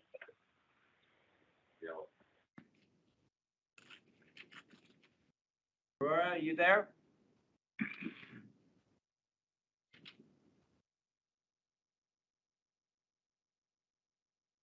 Aurora? Aurora, if you're on the phone, you'll have to press *6. Okay, got it. Can you hear me? Yes, we can. Go ahead. All right, great. Yeah, my name's Aurora Bowers. I'm in District 2. And yeah, just echoing what a lot of people have said tonight, I want to thank you for all the effort that went into that presentation. That was really informative, and I appreciate that. I do wish we could have had some of that information a little bit earlier, so, you know, we could have known what we were looking at going into this, but I appreciate having that now. And yeah, I guess I really just want to emphasize again the grave nature of the situation that we're in, and that when we're looking at retiring Healy 1 and or Healy 2, you know, we're not like, we should not just be looking at cost. We need to be looking primarily at the climate impacts. We need to be by 100% carbon reduction by 2050, 50% reduction by 2030, which is very soon. And, you know, I know people have mentioned that like this is just a drop in the bucket, but this is our community and our bucket, and this is what we're responsible for, and other people are responsible for their own communities. So I just think it's really important that we are taking that fully into account. And then, yeah, so I appreciate that we're looking at closing Healy 1, but I think it's important to remember that closing Healy 2, but I think it's important to remember that closing Healy 1 still involves investing $30 million into it. So that's $30 million that we're not putting into renewables, and a huge investment that we're making in a power plant that we're going to eventually have to shut down because we have to get to 100% reduction by 2050. So we really need to be looking at the long game, not even that long, but really not just thinking in the very short term. And yeah, once again, like we don't want to leave people in Healy, you know, high and dry with no jobs and no economy. We absolutely, like, that should be, you know, at the forefront of this conversation is how are we making sure that we're supporting the economy there, that we're supporting the community, we're supporting job transition programs. And then my last comment, I just want to make sure that we are remembering when we're talking about retiring Healy 1 and 2 and other coal generation, that we are not looking at false solutions as alternatives. So nuclear and LNG are not the renewable solutions that we need. So so we want to make sure that we're actually looking at renewable energy as a replacement. That's all. Thank you so much for all of this effort that went into tonight. Thank you, Aurora. You're right on the money at 3 minutes. Thanks for your comments. And last on our list is Margie Deshevsky. So Margie, you're up. Yes. Can you hear me? Yes, we can. Wonderful. Thank you. I'm calling in to support the retirement of both Healy 1 and Healy 2. I was greatly encouraged by the presentation today, hearing that the retirement of Healy 2 in particular leads to lower costs, provides benefits both economically and environmentally. And while I understand that there is less economic incentive in the short term to retire Healy 1, I don't think it makes any sense to continue sinking more money into something that is not in the long-term interests of Alaskans in the world. And so the $25 or $30 million could instead be put towards transitioning our workforce to be the Alaskan workers of the future that we all need to thrive. And so I'm really excited about the upgrades to the intertie and wind generation. I'm from Fairbanks. I've worked in the Denali area since 2010 as a guide, and I understand how important tight-knit community is, and looking out for each other as Alaskans, I think really means setting us up to be able to provide for our families and enjoy the Alaskan ways of life that we all treasure. And so being able to have a livable climate is vital to that. Being able to have good paying jobs in our communities is also incredibly vital. And so in terms of the next economy, having the folks most impacted by the closure of Healy 1 and 2 be the first to receive those jobs and training opportunities to be part of building a renewably powered economy that honestly, it doesn't have to wait till 2050. I've read reports that it's actually economically not just feasible, but beneficial to be fully powered by renewables in Alaska by 2030. And so let's put that money towards the future, and instead of doubling down on a path that is threatening the very fabric of not just our human quality of life, but the ecosystems that we depend on. Thank you. Thank you, Margie. We have actually one final hour, Christy Killian. We have you up next as our number 18th. And so are you online with us? Yeah, I'm here. Okay, go ahead. So I'm an operator at the Healy Power Plant. I am a control room operator, so I'm qualified to run both Unit 1 and Unit 2. And like in your presentation, it says that Healy 1 is a workhorse, and that is true. There's very minimal issues over there. It just runs along, aside from the maybe occasional tube leak here and there, which is not a big deal normally to fix. I'm only down for a day or two. Unit 2, honestly, I've been there since the startup with Black and Veatch, and I can honestly say that since then, the plant is running much better. The last few weeks, we've been running close to 54 megawatts solid, and very minor issues. I don't know. I'm definitely voting to keep them online, and just keep into account that not only it's going to affect the employees at the power plant, but it's also going to probably affect the employees at the coal mine as well, because that's quite a bit of coal that they would not have to be giving to us. So, this is going to affect all contractors. This is going to affect just more than the town of Healy. And I just want you to consider that. Thank you. That's all. Thank you, Christy. And with that, I think we're going to close public comments. We've heard from 18 people tonight. And I'm going to have Mike Hubbard give us some final words. Thank you. On this. I just kind of like to point out about the emissions. I understand that, people want to see more about emissions and so on, and there becomes, in my mind, a fine line between showing too much information on a graph and not enough. And anyway, if we look at two of the scenarios that we're kind of focusing on, one is what we refer to as RF4, reference 4, which was kind of the base case, where we continue on with Healy 1 and Healy 2. If we compared the emissions of that over the entire study period to our scenario where we have about 40 megawatts of power and 40 megawatts of wind and retiring Healy 2, we compare the emissions for those two, and the reference case was a little around 23 million metric tons, or 23 million tons of CO2 emissions. And then where we retire Healy 2, bring on wind and so on, it reduces it down to about 14.5 million tons, which equates to a 37% reduction in emissions.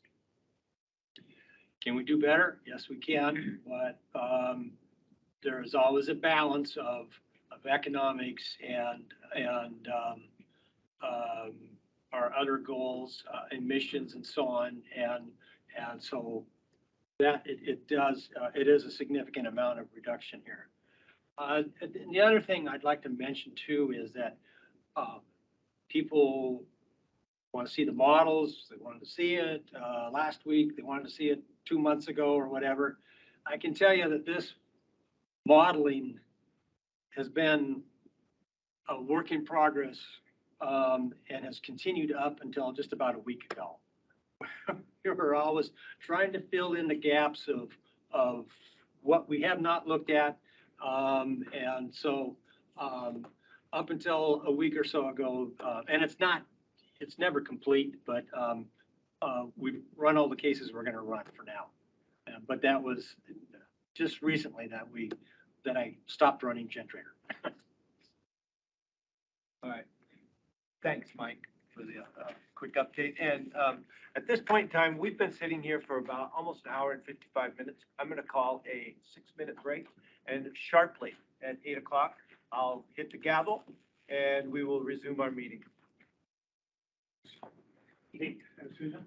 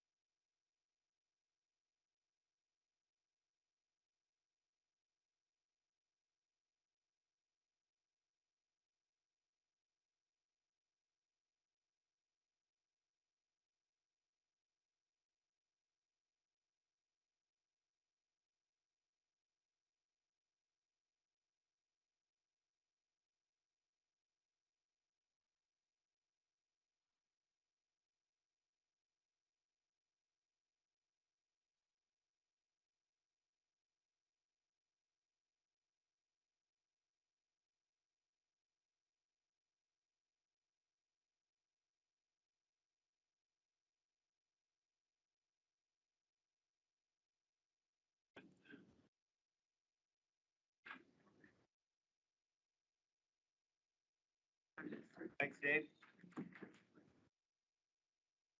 Well, that was interesting member comments. Thank you for everybody who commented. We really do appreciate this. This is the whole idea of a cooperative, so you have the voice, and we all appreciate those. At this point, we're off to new business. The strategic and generation direction. First item up, adopt a strategic generation plan. John, I'd like to make a motion. I move that GVEA's Board of Directors adopt a strategic generation plan consisting of the following components. GVEA install a selective catalytic reduction system on Healy Unit 1. GVEA's management team developed a comprehensive plan within 90 days for the systematic retirement of Healy Unit 2 by December 31st, 2024. GVEA developed and issue a request for proposal for a large-scale wind resource power purchase agreement within 60 to 90 days. GVEA to expeditiously move forward within 90 days for the purchase of a new battery energy storage system of approximately 46 megawatts, 184 megawatt hour in size. And for GVEA to secure a purchase power agreement from a South Central Alaska utility or utilities, or from South Central gas producers or suppliers for the equivalent of 30 to 50 megawatts of the energy to be transmitted up the Alaska Intertie. Second. Chris, thank you, and it's been seconded by Rick Soley. Discussion, and we'll try to do a motion maker can be the first to speak, and then if there's anybody that's opposed to this motion, I'll let them speak second. So, Chris? So I'm voting in favor for the strategic generation plan because we need solid direction for the future that ensures reliable, economical, feasible generation. That said, I recognize that any decision we make have impacts on our employees and the entire community of Healy. But as we've said before, all decisions must be made in the best interest of the entire membership. I support the Healy 1 SCR because I see this as a bridge to the future. I do not see this as a long-term or even mid-term solution, but more of a short-term goal until we can get a long-term power purchase agreement for a more viable option. At this time of uncertainty, I believe without Healy 1, our co-op would be left in a very vulnerable situation, being landlocked and having a heavy reliance on oil-based generation with the unstable oil market. We need this plant to bridge our gap. To date, the plant has been one of the most reliable generating plants, as well as one of the cheapest sources of energy. On the other hand, Healy Unit 2 has proven to be unreliable, and every time the plant comes offline, we must generate using expensive oil as the source of fuel. This strategic generation plan, including the battery and wind, will help us offset the electricity generated by Healy Unit 2, while also addressing environmental concerns and taking a step forward to meet our carbon reduction pledge. Thank you, Chris. I'm going to just go around the room, actually, and Gary, I'm going to have you speak next. Okay, well, first I'd like to acknowledge the diligent and extensive effort that management and the board have made to now propose this strategic generation plan. It won't be the last decision we make as we move forward in our energy transition. Having read through our minutes from our founding in 1946, I'm comfortable in saying this has been the most comprehensive evaluation of a generation decision in our 76-year history.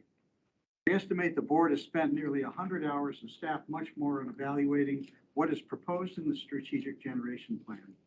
As such, I ask your indulgence for the next 5 minutes or so to offer this director's perspective. The consequences of this particular decision harken me back to the late 1950s when the board was very enthused about pursuing a GE produced nuclear power plant like Fort Greely's. GVEA was not able to obtain a loan from the federal government because they found it too risky. Instead, the Healy 1 coal-fired power plant was built and commissioned in 1967. In the meantime, Fort Greely's plant proved to be a failure and was shut down after running for only about 9 years and is only now in the process of being dismantled. My evaluation of our challenges and opportunities began with our mission statement, which says, recognizing GVEA's importance to the economic, environmental, and social viability of our communities, The cooperative's mission is to safely provide its member owners with reliable electric service, quality customer service, and innovative energy solutions at fair and reasonable prices. The decision we make tonight is a medium-term vision, 10 plus years perhaps, as part of our strategic directives to management that we gave them in 2020, and I believe is in accordance with GVEA's mission. We've heard from our members directly and from our annual member survey, as well as our employees. I do appreciate the passion that all have shown in respectfully expressing their views. It's helped educate me as we make the best decision we can on behalf of all of our members. No decision is risk-free, but we've all tried to evaluate risk as one component of our decision. There are a number of known unknowns that bring risk, but we already have risk in fuel volatility, environmental regulations, reliability, and more. I want to highlight a significant known and accepted risk from climate change. We see the impacts around us now from forest fires, permafrost melting impacting our infrastructure, rain in the middle of winter, which has impacted us personally and the wildlife around us, invasive species moving in, causing more havoc to our natural systems, and for GVEA, additional challenges in maintaining our rights of way that significantly affect reliability to our members. The climate disruption isn't going to get any better and will continue to cost our communities and our members more if we and others don't work diligently to reduce our contribution to the problem.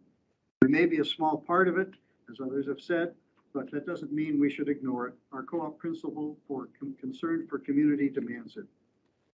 The latest Intergovernmental Panel on Climate Change, incorporating decades of research by tens of thousands of scientists internationally, stated in their most recent peer-reviewed report, accumulated scientific evidence is unequivocal. Climate change is a threat to human well-being and planetary health. Any further delay in concerted, anticipatory global action on adaptation and mitigation will miss a brief and rapidly closing window of opportunity to secure a livable and sustainable future for all. And they state this with very high confidence. And I would note that every IPCC report has been extremely conservative in their predictions, and those impacts have actually understated actual impacts every time. For this reason and more, I do support working to shut down the experimental Healy 2 plant by December of 2024. It has been unreliable despite hundreds of millions of dollars invested over the past 30 years, with operational complexities resulting in high operating costs that we must pass on to our members, and a real concern I have about plant safety. I am concerned about the debt we still owe on this plant, but judge it is more costly and risky to keep trying to make it run reliably and safely. I do support pursuing large wind projects, and I'm delighted that the Alaska Energy Authority granted Golden Valley $880,000 to evaluate wind regimes in areas of expected high and reliable wind locations. I support pursuing large battery storage, backup, and regulation of the intermittency of wind. This investment may be just the first, as new, significantly less expensive battery storage technologies may provide longer-term storage at a much lower cost. Decades ago, we talked about using natural gas as a bridging fuel to get to renewables. That really never happened in interior Alaska. However, in order to get GVEA those renewables, we do now need a bridge of the least harmful of the fossil fuels, natural gas-generated electricity from South Central utilities. Supply is tight, but options exist, and I do support pursuing firm gas contracts to meet our baseload needs for the next 5 years as we evaluate future options. As Golden Valley continues a transition away from fossil fuels with an initial focus on wind and battery storage, we must find funding for that transition. This will be done by coordinating our efforts with our energy partners in the rail belt, and there are certainly opportunities. Federal funding through the bipartisan infrastructure law and the Bradley Lake Hydro Project agreement can fund improved transmission capacities along the rail belt that will allow for more increased reliability, development of wind and other site-specific renewables, and storage for the benefits of all. Early plans are being developed to significantly increase the capacity of Bradley Lake Hydro. I'd like to see a pumped hydro project where found feasible, and there's more. However, the elephant in the room and the catalyst for this strategic generation plan before us tonight has been Healy 1 with the December 2024 deadline imposed by GVEA's legal obligation to allow a restart of the Healy 2 experimental plan. I'm comfortable with the other 4 directives in this plan, but do struggle with extending Healy 1 investing $26.1 million of our members' money in additional environmental controls for reduction of nitrous oxide and not be able to reduce CO2. So when all the other directors have had their say, I do intend to offer an amendment to the motion before us. Thank you. Thank you, Gary. Todd Adams. Okay, thank you, sir. I really appreciate the opportunity to be here and work with this, on this. To me, this entire process has been about optimizing the generation. I believe that what we've come up here with is a compromise that allows engineering options and allows us to go in whatever way we may need to go with renewables. I am concerned, like Gary, with the equity transfers and stuff that may have as a challenge. But the reliability, cost, and environmental impact was a key focus during all these discussions. And we all took it seriously. And I believe that we have accomplished that with this strategic direction. Rick Soley. Thank you, Mr. Chairman. Appreciate the presentation, Mike, and really the work that you've done with us over the last few months. It's given me a much better understanding of the mix of options that Golden Valley can best bring together to benefit its members. And I look at our driving measures being cost and reliability. We hear that from our members. Got 36,000 of them, and that has been a key item for me. But I see that by balancing a portfolio well, you could actually lower costs. You can lower emissions. We have a carbon reduction goal that we're making progress towards. And we can keep our reliability up. That doesn't come without risk, Mr. Chairman. And I guess I do acknowledge in our strategic plan, which I support the elements of the strategic plan. But I do recognize that the idea of getting increased purchase power from the Cook Inlet means a contract from the inlet when we're hearing from one of the major providers that there's concerns over their ability to provide that. So that's some risk. But it's a risk that we are acknowledging. It's a risk that I know management is working to secure agreements. We've been engaged in discussions.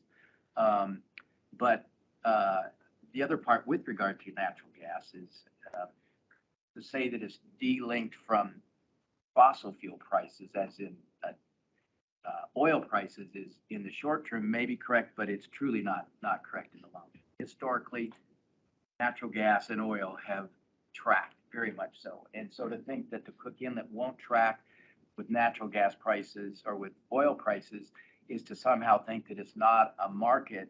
And if it isn't a market, then there won't be capital invested. And if there isn't capital invested, we won't have natural gas that we can buy. So, Mr. Chairman, the reality is that we are going to see some market impacts on Cook Inlet natural gas, I believe. But I think that there's value in pursuing those contracts. I think it's a prudent thing to be doing. But I just want to, I don't want to minimize what I think is real risk in the inlet. The other thing that I think I want to point out is that coal prices haven't doubled. We talked briefly in your model about diesel and coal. Coal prices haven't doubled during this period, and they likely won't. That is a stable fuel price. Expensive to operate. It's a challenge for our carbon reduction goals. I get all that.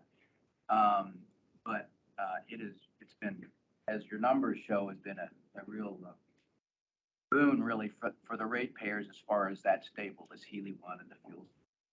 So the part that I'm probably have kind of moved the most on is the wind power, and acknowledging that with battery, with a quality battery and the best that you're looking at, and that's something management will come back with, that we can actually deal with wind and the fluctuations of wind, and with power coming up the intertie, you can modulate for an awful lot of that. So I have And by the way, the technology continues to improve in wind power. And so for me, I think that's probably been some of my learning curve as we've moved through this period, is to acknowledge the improvement in technology and the ability to manage the fluctuations in wind with a good battery system. So I'm appreciating all of that. But embedded in this for me is the continuation of Healy 1. We're going to deal with that in a bit, but that's part of the strategic plan. The other parts are kind of, they're the elements that are down the road. So I think that's mostly what I wanted to speak to. Cost reliability. The last thing I do want to acknowledge as well is the economic impacts. We heard from two of our largest purchasers of electricity, and they talk about the desire for lower costs. They also talk about the desire to reduce our carbon footprints. Sort of like we want it both. And isn't that like all of us Americans? We want it both. So challenge for us is, can we bring them both? And these scenarios indicate that we can make progress towards that. And I appreciate that because the economic impacts to losing some of these major employers, the mines, would be huge.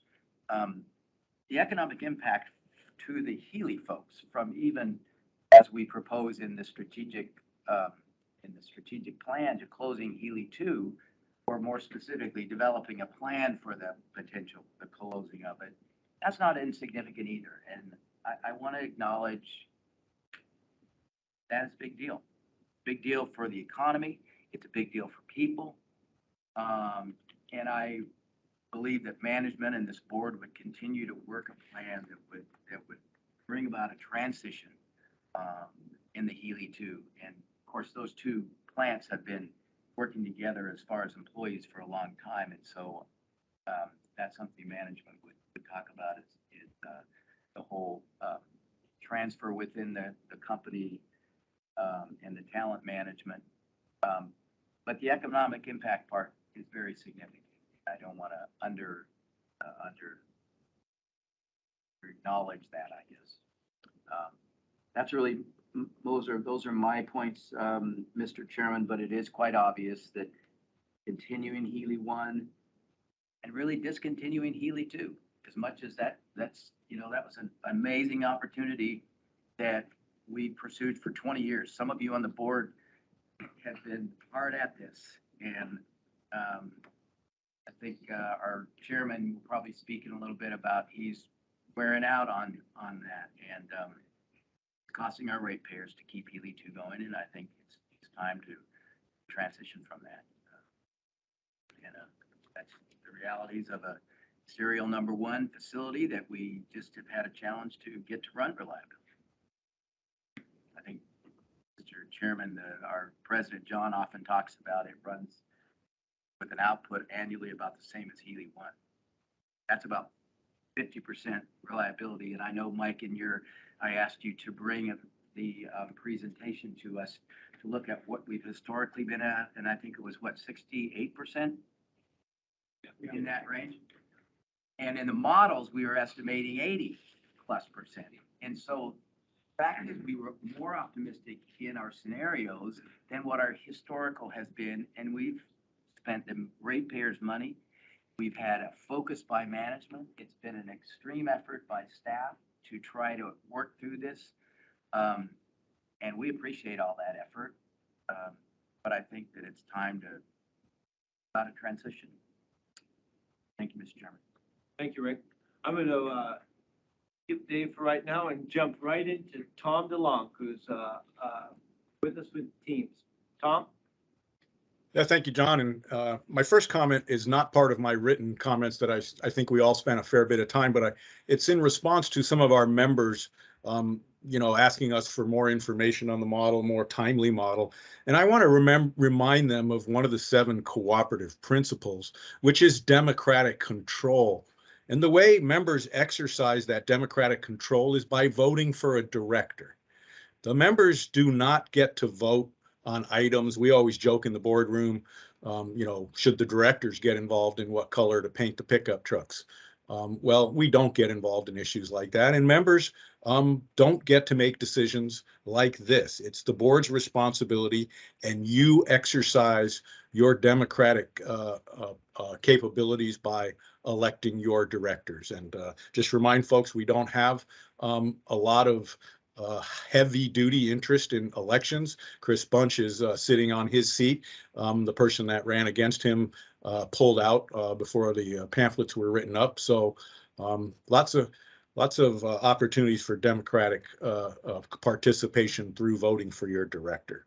Then I also wanted to mention something as I make my comments, and it's something everyone who's involved with modeling knows. It's that all models are wrong, but some are helpful. Because really you make assumptions and you don't know if they're correct or not, but you move on.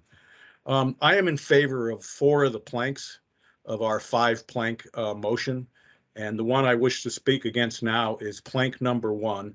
And to make it clear that I am not in favor of installing the SCR on Unit 1. I don't think this comes to any surprise to our board. And I've been very much really appreciative how this board is open when we discuss things. Not that we discussed our vote, but very open to everyone's and respectful to everyone's opinion.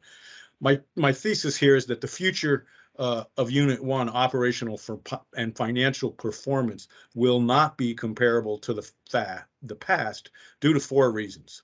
Closure of the ash pits. This is really a big one, and for those who work at the plant know this. On August 21st, April 21st, 2022, GVEA had to stop putting coal combustible residuals, CCR, that's bottom ash and water, into the unlined primary settling pond, a recirculating pond, an emergency overflow, and an ash drying pond. There are 67 sites in the U.S. that were using unlined ash pits, and the Healy site is one of those 67 sites. All 67 sites around the nation had to cease using unlined ash and water pits. You can read it all about it on the CCR on the GVEA website, as EPA has mandated that this information be made public. GVEA is now being mandated to remediate the contaminated groundwater constituents that were identified as statistically significant levels above groundwater protection standards. So we have an environmental liability out there from the operation of Unit 1 for the last 55 years, and we have to deal with that. The inability to use the ash pits has already and will continue to add significant operational complexity and cost to the handling of ash and bottom ash water treatment, to the operation in Unit 1.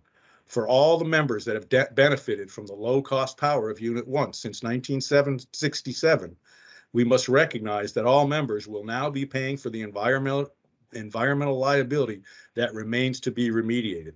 This cost will be in the millions. Future 1 costs will be higher than in the past. When I asked Mike if he had factored in the closure of the ash pits, he said yes.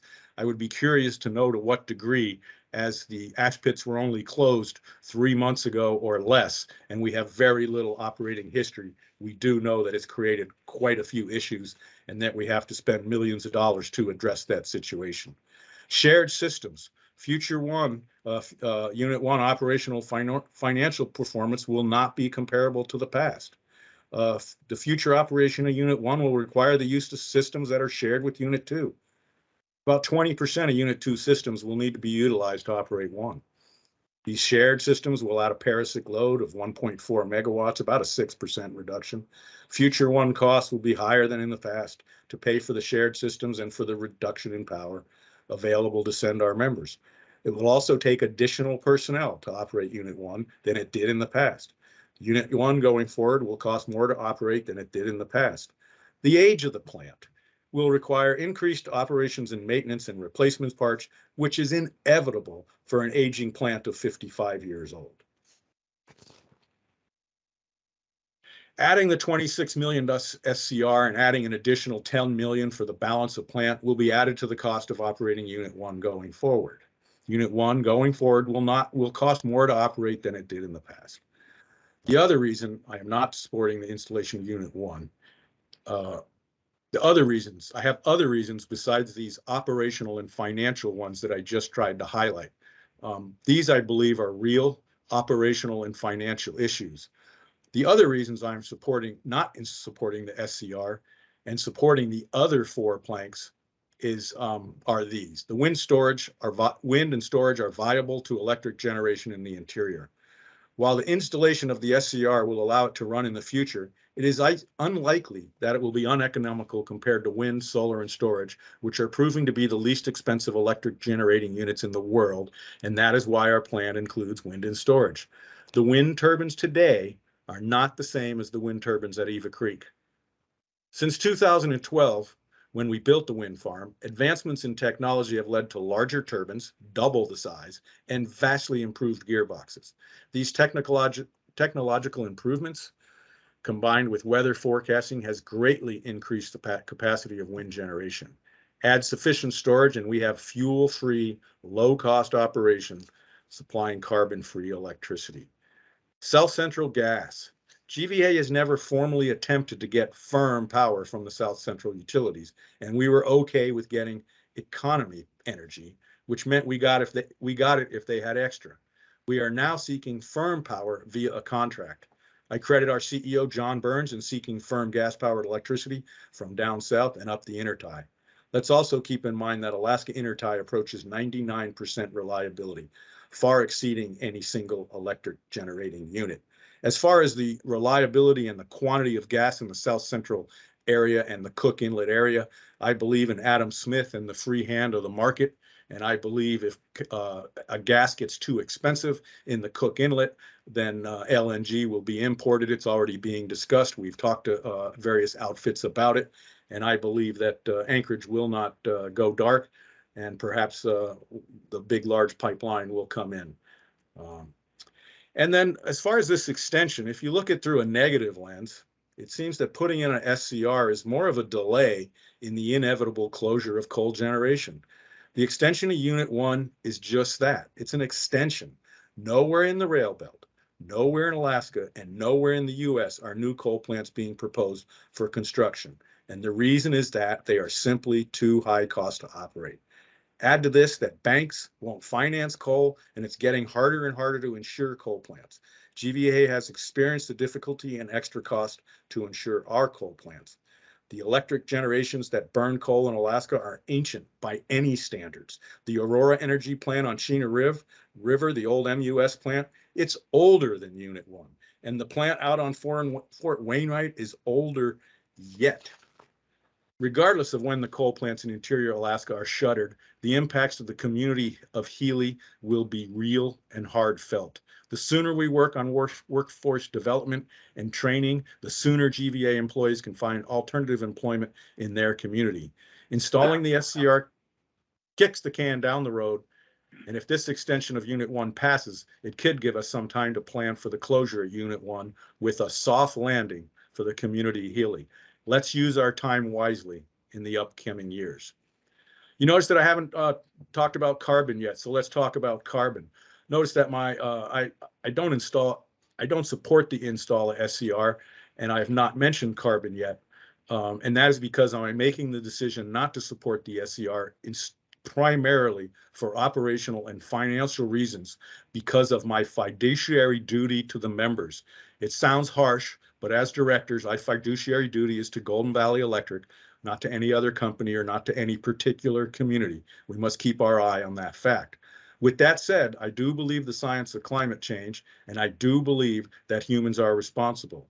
I come to this view by my science-based biology and geology degrees and working for a science-based consulting business for the last 31 years.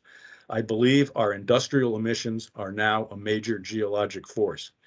In addition to believing in climate change, I feel it's a moral duty to reduce our carbon emissions. We are a rich nation that has contributed more than its share of carbon to the atmosphere. Let's do the right thing and do our share to reduce carbon emissions.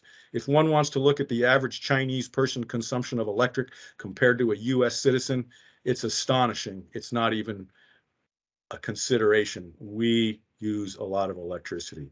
Related to carbon, I wanted to mention some other forces that are bearing down on GVEA's high cost, high carbon mix of generation. I didn't know that Sunil Kamal and John Coxon were going to speak today, but I want to mention what they said.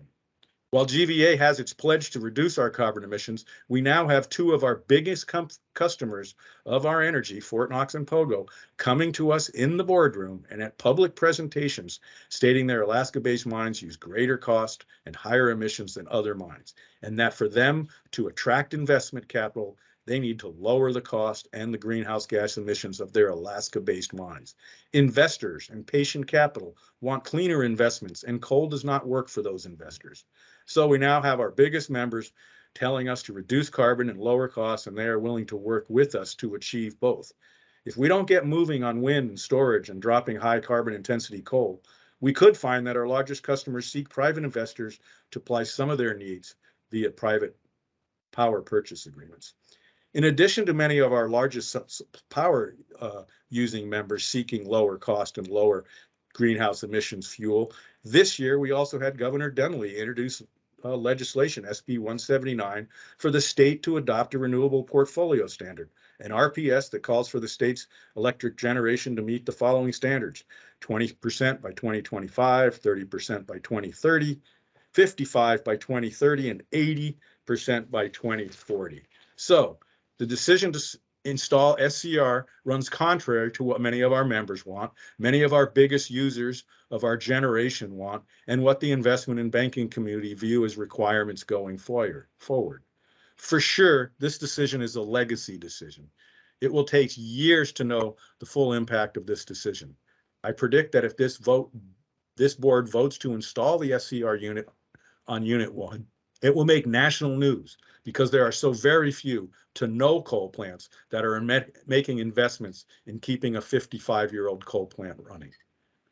Thank you. Thank you, Tom. Dave, you're up. Thank you, Acting Chairman Sloan, and John, you're doing a great job. So for me, this is one of the most difficult decisions the Golden Valley Board has made, at least since I've been a director. And I want to echo what Gary Newman said. I think I'm not as much of a history buff as Gary, but I feel confident that this is one of the most well thought out decisions that the board has gotten to make. And that's in large part due to all the effort from our staff putting in the time to get as close to accurate numbers as possible for this model Mike's put together. And I really appreciate all the effort that's gone in by everyone. As we've talked about over the last few months, there's no easy decision in whichever direction we choose. There's going to be unhappy members. That said, to Tom's point, our membership elects the board to analyze information and make decisions that are in the best interest of our community and our utility. And those are bedrock principles of our governance decisions. Personally, I'm confident that a low carbon future is also a low cost future for our membership. But I'm also confident that if we elect to shutter the two plants that at times make up over 50% of the power generation in the interior, we risk not being able to fulfill our mission as an electric utility: reliable electric service at fair and reasonable prices. If we transition off of coal too quickly, the interior could have a greater dependence on volatile world oil prices due to increased diesel generation at our North Pole plants. And if that happens, would very likely increase costs and PM 2.5 precursor emissions in the Fairbanks North Scarborough non-attainment area. We all need to do our part to reduce carbon emissions, and that means moving away from carbon-intensive fuels. I firmly believe that climate change is occurring all around us, and I also believe that people will leave our community if their energy costs become too expensive or unreliable. Healy 1 has been a reliable generator of electricity for Golden Valley for over 50 years, and I'm supportive of the addition of an SCR onto the plant only from the standpoint of Healy 1 acting as a bridge to help Golden Valley transition towards a lower carbon, lower cost future. I've been on the Golden Valley board for about 5 years, and I know that because my daughter turned 5 yesterday, and I missed my first Golden Valley meeting because I was in the hospital for a birth. There's been a tremendous shift in that time, both internally here at Golden Valley and externally in the Alaska power sector at large. By the time my 5-year-old graduates high school, I don't believe there's going to be any coal plants operating in the interior, certainly none owned by Golden Valley. And as long as I'm on the board, I intend to continue to push both the management and staff towards finding reliable, clean, cost-effective replacement power for any and all of our fossil fuel fired plants, because I think that's in the best interest of our utility and this community, but also ensuring that we have maximum reliability to our membership. So again, I'm supportive of the 5 planks of the motion as Chris outlined. It is a challenging decision, and I just can't appreciate staff and our contractors enough for all of the legwork that led towards getting this, I think, vision for our utility put forth. Thanks. Thank you, Dave. And now it's my turn. This has not been an easy decision for me to make. I recognize that change is difficult, and this has weighed very heavily on my mind. I recognize the impact on employees and the community of Healy. But as a member of this board, any decisions that are made must be made in the interest of all the members of our entire service area. Healy 1 is an older plant, but it's incredibly safe and reliable. It's got a proven track record of not only availability and capacity, but safety as well. We can count on this plant to operate as expected. Healy 2, on the other hand, has proven to be neither safe nor reliable, regardless of what our contractors and consultants have advised us over the past 10 years. We've invested incredible resources of time and money with the hope of bringing Healy 2 up to full capacity, but it's never happened. Despite incredible efforts from our employees, the basic design of this plant is flawed, and Healy 2 has never generated dependably. I go back to the 3-legged stool that we've heard before of safety and reliability, financial responsibility, and environmental concern. The path we set tonight without Healy 2 in the mix will help us with safety and reliability. Financially, Healy 1 has proven itself to be one of our lowest cost generation sources in not only operations and maintenance, but in the consistent output as well. This is not the case with Healy 2, which continues to be unreliable. Each time Healy 2 unexpectedly comes offline, which I believe it is today, we must generate using higher cost fuel sources. And lastly, the environmental leg of the stool will be better off with 1 less coal plant. And at the same time, the environmental controls like the SCR on Healy 1 will result in a much cleaner generation moving forward. So there we have it.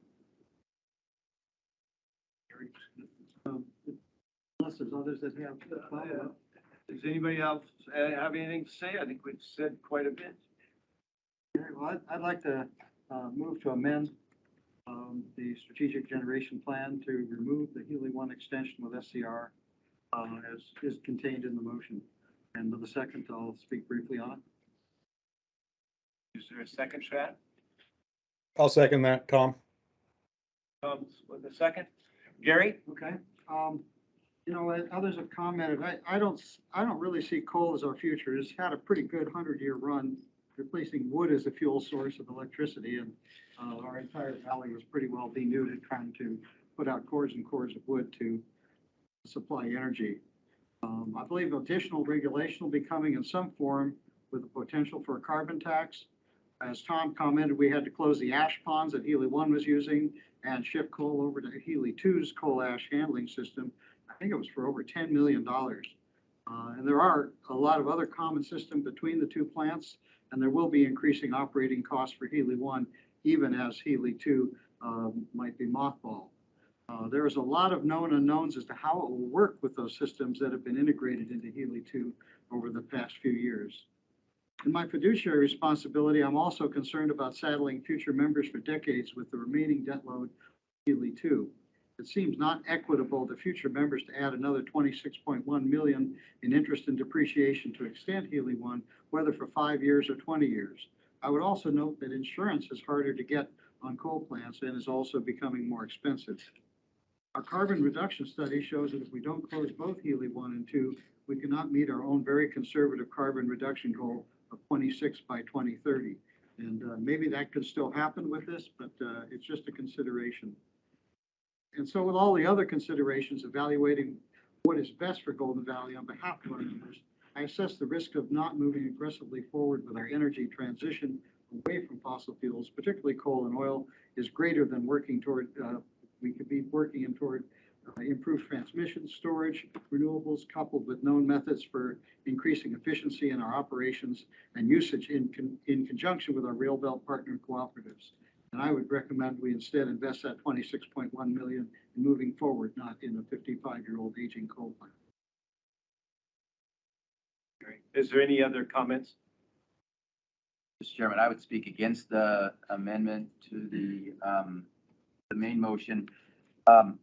Golden Valley has some of the highest electric costs in the nation. And to not install the SCR on our most reliable, low-cost base load, I think is totally tone deaf to the economics and our members that are struggling right now to buy groceries, to buy gas, to pay their electric bills, and we're heading into the winter. And we can talk about our carbon goals, and that's an important goal, and we heard from big customers and little customers that it's an important goal. But if we can't have people here, goals are relevant. So with due respect to the maker, I would object. And then the second part is, for me, my support to a strategic plan is a lot dependent on what I think is logical and a basic part of that, and that's the SCR extension and installation and extension of that plant, and doing these other things that are logical if balanced properly. And we still have to get hard numbers, Mr. Chairman, from management on some of these proposals, and I know that we can expect that because management and the team has been extraordinary so far, and I believe that we can expect them to continue to supply us with good information. But we have a lot of work to do. But in this regard, I think it would be ill-advised to remove the Healy 1 SCR from the plan. Are there any other comments on that? John, I'd like to speak in support of the amendment. Okay, Tom, go ahead. When we passed that carbon pledge back in 2019, which I was, really working on hard, and we adopted the Clean Power Plan at 26% by 2030. That everyone thought that was a really aggressive plan, and that we were a little nuts to do it, and maybe they didn't understand it. As we know, that's nothing now compared to almost so many states that have adopted much more aggressive stances on that.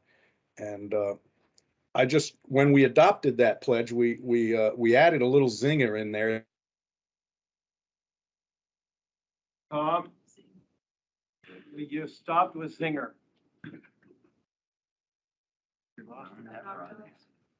Tom, can you dial back in somehow, or?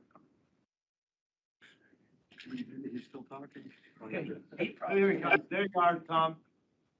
Who was jiggling the wires there? Cut me off. No, I'm just joking. But when we adopted that, the key zinger in that carbon adoption plan is no long-term adverse impacts to rates. If you study electric utilities around the world and in the United States, wind and storage, it's just a no-brainer. It's less expensive.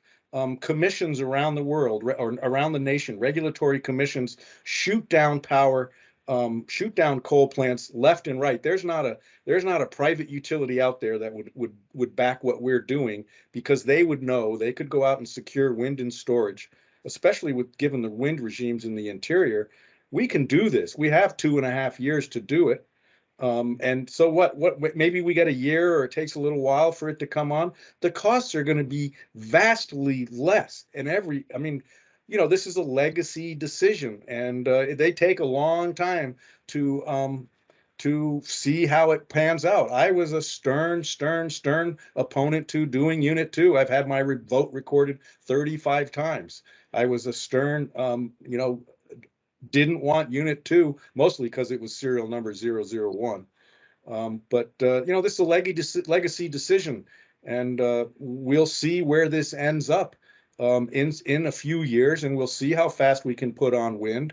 And if you guys, I don't know, I'm just a firm believer that technology like fracking and directional drilling completely transformed the gas industry. We went from importing energy to being the largest exporter of natural gas, or not the largest producer of natural oil and gas. How did we do that? Because fracking and horizontal drilling came down.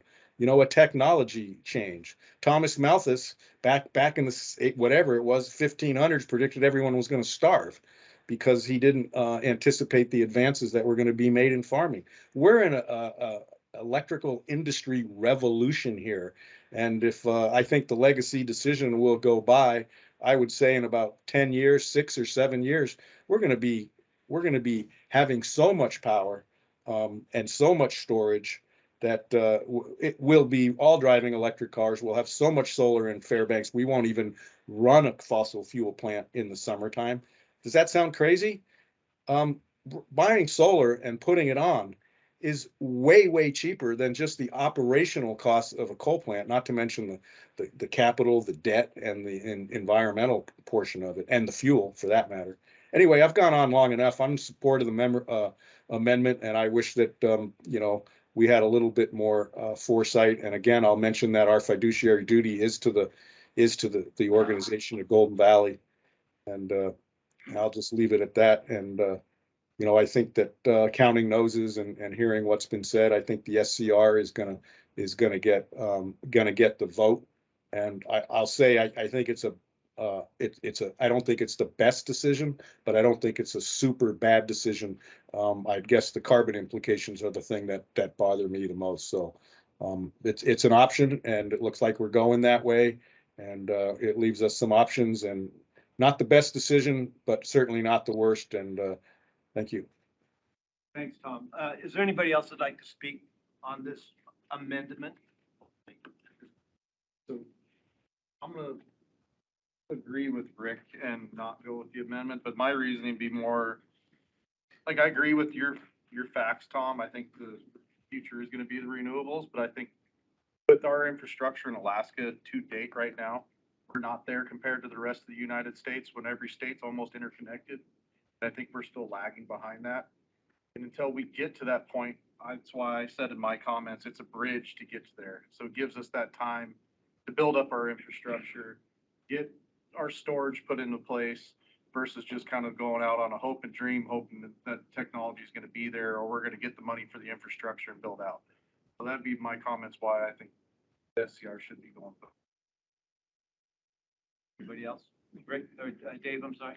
I'll echo some of Chris's comments, and also, I mean, I've had the unfortunate experience of working with small communities when their lights go out and when they didn't have the reliability they needed to handle issues that have come up, and that's a bad place to be. And it's someplace, especially watching the unfortunate scenario play out in Texas just a few years ago, I kind of looked at Golden Valley and I said, man, I'm glad we are not ERCOT. I'm glad we're not folks down in the Texas area that are dealing with all of these unexpected weather conditions and not able to keep the lights on for their members. And so from my perspective, because we're in such a cold, dark area, that's got to be the number one priority, because so much of the fabric of this community, the fabric of our Healy, Fairbanks, Delta, our generation system depends on access to reliable, affordable power. I appreciate the amendment that was made, and I will vote. I will not be in support of the amendment. Gary, I believe you've had your chance. Todd, anybody want to make a comment? No, other than I do appreciate the amendment and the explanations of it. I do believe in keeping it there, primarily for the diversification of availability. Gas goes up. We're seeing what's happening in Europe right now. That could easily happen here, and need to be prepared as well. All right. I'm going to call the question. I just have one quick comment that I would be a lot more supportive if it weren't for the $26.1 million, and I would hope that management will maybe work to see if it was possible to do some of this. So we'll see where that goes. Okay. Thanks, Susan. We're going to take a roll call vote. This is on the amendment only. Just to clarify, the amendment would remove the SCR and Healy 1. So that's the only issue. favor, say aye, and if No, you're, no, yeah. and if you're opposed, nay. Mr. Adams, No. Mr. Bunch, Okay. Mr. Dong, Yay. Mr. Messier, Nay. Nay. Mr. Newman, Mr. Sloan, Nay. Mr. Solly. Nay. Sounds to me like the proposed amendment has failed, and so now we go to the original motion, which is the motion Chris proposed. Do we need to read it again? I think we've been asked if we could do that. Would you read it I'd be again? happy as to. you- Motion is that GVA's Board of Directors adopt a strategic generation plan consisting of the following components. 1, GVA to install a selective catalytic reduction system on Healy Unit 1. 2, GVA's management team to develop a comprehensive plan within 90 days for the systematic retirement of Healy 2 by December 31st, 2024. 3, GVA to develop and issue a request for proposal for a large-scale wind resource power purchase agreement within 60 to 90 days. 4, GVA to expeditiously move forward within 90 days for the purchase and installation of a new battery energy storage system of a minimum size of 40 megawatts. 46 megawatts / 184 megawatt hours. And 5, GVA to secure a purchase power agreement, South Central Alaska Utilities or other South Central gas producers, suppliers for the equivalent of 30 to 50 megawatts for the energy to be transmitted up the Alaska Intertide. Thank you, Susan. Roll call. And now, we'll do another roll call vote. Just have some final comments, if you. Want to make it really quick, Gary? I just want to appreciate the engagement, sincerity, and the hard work. Staff, consultants, members, and board, and that's resulting in our actions tonight. No big decisions are tough when predicting the future, which of course hasn't happened yet. The evaluation has been thorough, and while I express concern about one item, I will vote to support the overall strategic generation plan. Thank you, Gary. Since we've let you speak, is there anybody else who wants to speak? I'm ready for the roll call vote, Susan. Okay. Mr. Adams, Yes. Mr. Bunch, Aye. Mr. DeLong, No. Mr. Messier, Yes. Mr. Newman, Aye. Mr. Sloan, Yes.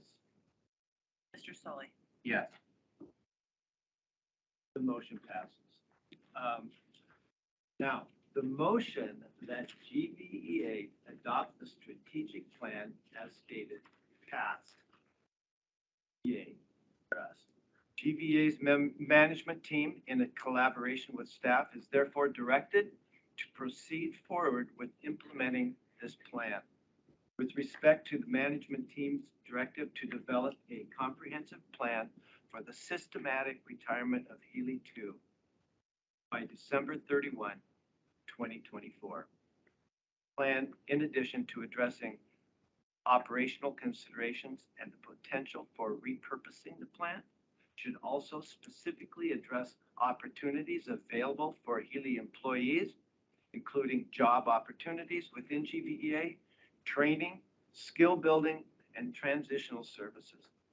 The plan should also explore opportunities for collaboration with Denali Borough. Thank you. Mr. Chair. Todd. Based on the adoption of the strategic generation plan that includes the installation of the SCR on Healy Unit 1, I move that the Board of Directors approve GVA CEO to execute a contract in an amount not to exceed $26.1 million for the installation of SCR controls on Healy Unit 1. Second. We have a motion and a second. If you want to speak on that motion, sure. You're up. Sure. Again, I do appreciate everybody's work on that. I believe it is the best deal going. And just like Chris said, it is a bridge to get there with renewables. And again, to maintain the diversification of generation. It's pretty important to all of us in Alaska. Thank you. Anybody else like to speak for or against? Greg, anything? I think I've already said what I need to say, other than, I think maybe at the end of the meeting, we're gonna thank the staff for this work, and I don't know if you guys are having a party after, but no, probably not. No, John says no. Thank you, Mr. Chairman.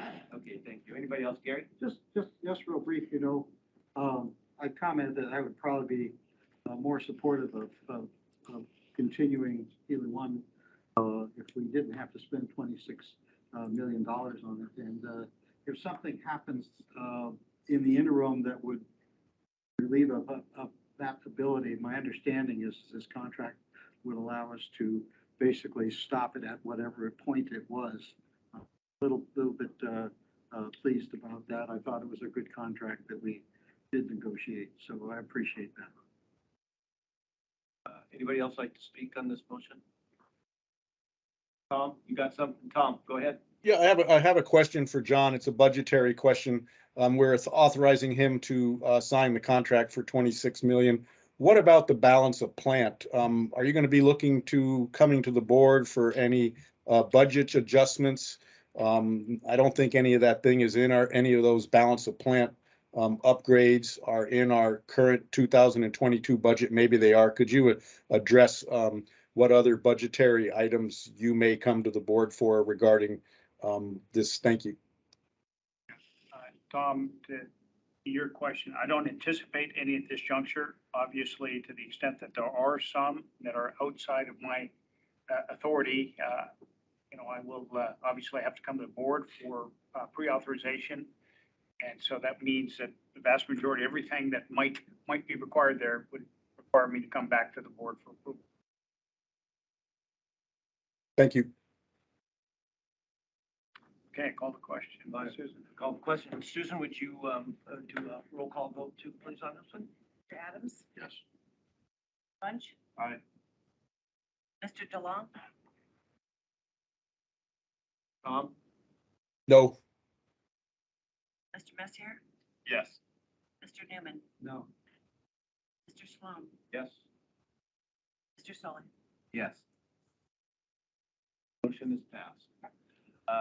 Thank you, board, staff, John, and I'm going to open this up now to director comments. I'm going to just start here with Chris Bunch, and we'll just go around the room for director comments. So like everybody else has said in this room, we really do appreciate Mike, John, Naomi, everybody's time that was involved in this, because it was a long, long process. We got a lot of education, and I really do appreciate all your guys' effort that went into this, because it was a very hard decision for all of us to make. And I think even including you guys as the staff, like even to bring those options to us had to be kind of hard on you guys as well. So I want to just reach out and say how much we appreciate all your time, and the board for, like Tom had talked about in his comments, like it was a really good conversation between the seven of us, how it all went through. Everybody was very respectful. Nobody was on one side or the other. And it was a really, really good process. So I appreciated everybody's time. Thanks, John. Yeah, I'll echo Chris's comments and kind of harken back to a book that we all read, Good to Great, and something called the Stockdale Paradox, which is the ability to be open and clear-eyed about the future, and also very wide-eyed about what this means. And as Chris said, I really appreciate, even though the decision does not fully align with my worldview on the direction that we should be perfectly headed, I recognize that the other consequences we talked about, looking at the retirement of Healy 2 doesn't jive with the worldview of some of our staff who put a lot of heart and soul into making that plant operational. And I appreciate that regardless of anyone's bias, both on the board or on the management team, we're putting that aside and looking at facts and making a decision that's in the best interest of our utility and the best interest of good governance of the cooperative. So thanks everyone for a great conversation and I think a solid decision.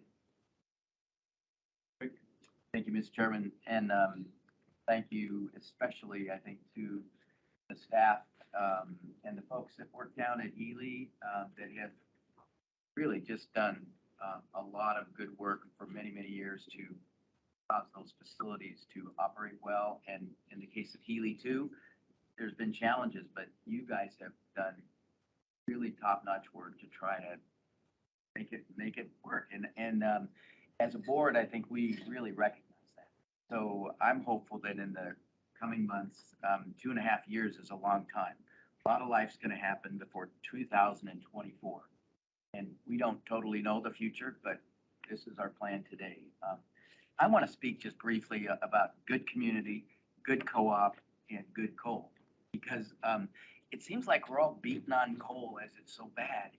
And I just personally don't believe that. And I don't believe it from the standpoint of when I look at a community like Healy, I see families and economies and environmental responsibility. You know that they win awards down there in Healy at Usabelli for what they're doing in environmental stewardship. So I know I'm maybe out of sync with some folks, but I just want to say I think that all fits together. So for me, that's my three-legged stool. Thank you, Mr. Chairman. Thank you, Ray. I came on board late in this decision-making process. It was immediately clear that everybody had invested a lot of time and talent into this. I appreciate you taking my questions and bringing me up to speed as quick as you did. Some of the personal phone calls or late-night phone calls, I very much appreciate that. I appreciate everyone in our district that reached out to me during this decision-making process. I understand the impacts that it can have specifically in our district and for all the GVEA members. The decisions I made were with the goal of improving service for the members, including cost, reliability, and meeting the carbon reduction goal with a reasonable investment. I believe that's what this is. There remains the potential for funds from the infrastructure bill and its financial allocation within the state. This also played into my evaluation. I didn't want to spend members' money on investments that may be funded through legislation and not be recoverable if spent by GVEA. Gary? Well, everyone's already echoed, and I've said numerous times, and I can repeat my appreciation for staff and for the board, and thank you to Mike as well, and to our members who have reached out. And like I say, I've gotten a good education from many perspectives. It's we are making progress. We are sort of moving forward. It always takes too long. These are areas where I thought that we would have been able to move forward much faster. I think the federal government has probably helped prompt. Private industry is prompting it as well, as we see hearing from folks. So I'm hopeful we'll make progress. It's challenging, and you talked about the staff going to a party after this. I think they're going to get to work, because now we've done a lot of this work, and I appreciate where you guys are headed now, because the ball is in your court, and I look forward to hearing the progress. Thank you. Thank you. Tom, do you have anything you'd like to say at last? Yeah, a couple things. Just reiterate that, this is certainly a legacy decision. It's going to take some time to see how it plays out. I also want to mention that I've been on the board for 17 years, and as any director on any board, I may not have agreed with the decision, but I support the decision. I'm not sticking a spoke in the wheels. I am going to support this board in moving forward with the plan that was adopted. I wish I could have voted for the 4 planks and not the 1, but that's just the way it go. So yeah, I'm going to be supportive of the decision. And maybe you could add to the record that I was a little crankier than normal, because I really am hurting from COVID. I'm fully vaccinated and boosted, and this thing hit me hard, especially earlier today. And wish I could have been there with you guys, and for all Chris and Naomi and John and Nathan, all you guys who put all this effort in. It was pretty cool. And Mike, I don't know if this is your swan song, and you're off to retirement. You keep promising that, but you keep showing up. But thanks for all you've done for Golden Valley over the years. And I guess we're moving on to the new guy. So enjoy your retirement, and I don't know if we'll see you in this boardroom again. Thank you. I appreciate it, but I think I'm gonna be here for a little bit longer. Thanks, Tom. Yeah, I was gonna just repeat what everybody else was saying. Mike, this has been 18 months, and actually it had been quite a while since we had seen you, and then all of a sudden you're here pretty darn often. But we appreciate all the effort you put in it, and all you guys at that end of the room. Thank you for everything you've done for us leading up to. That's my comments. Thank you. And at this point in time, I move to adjourn. And thank you, Gary. Thanks, John. Nice job, John.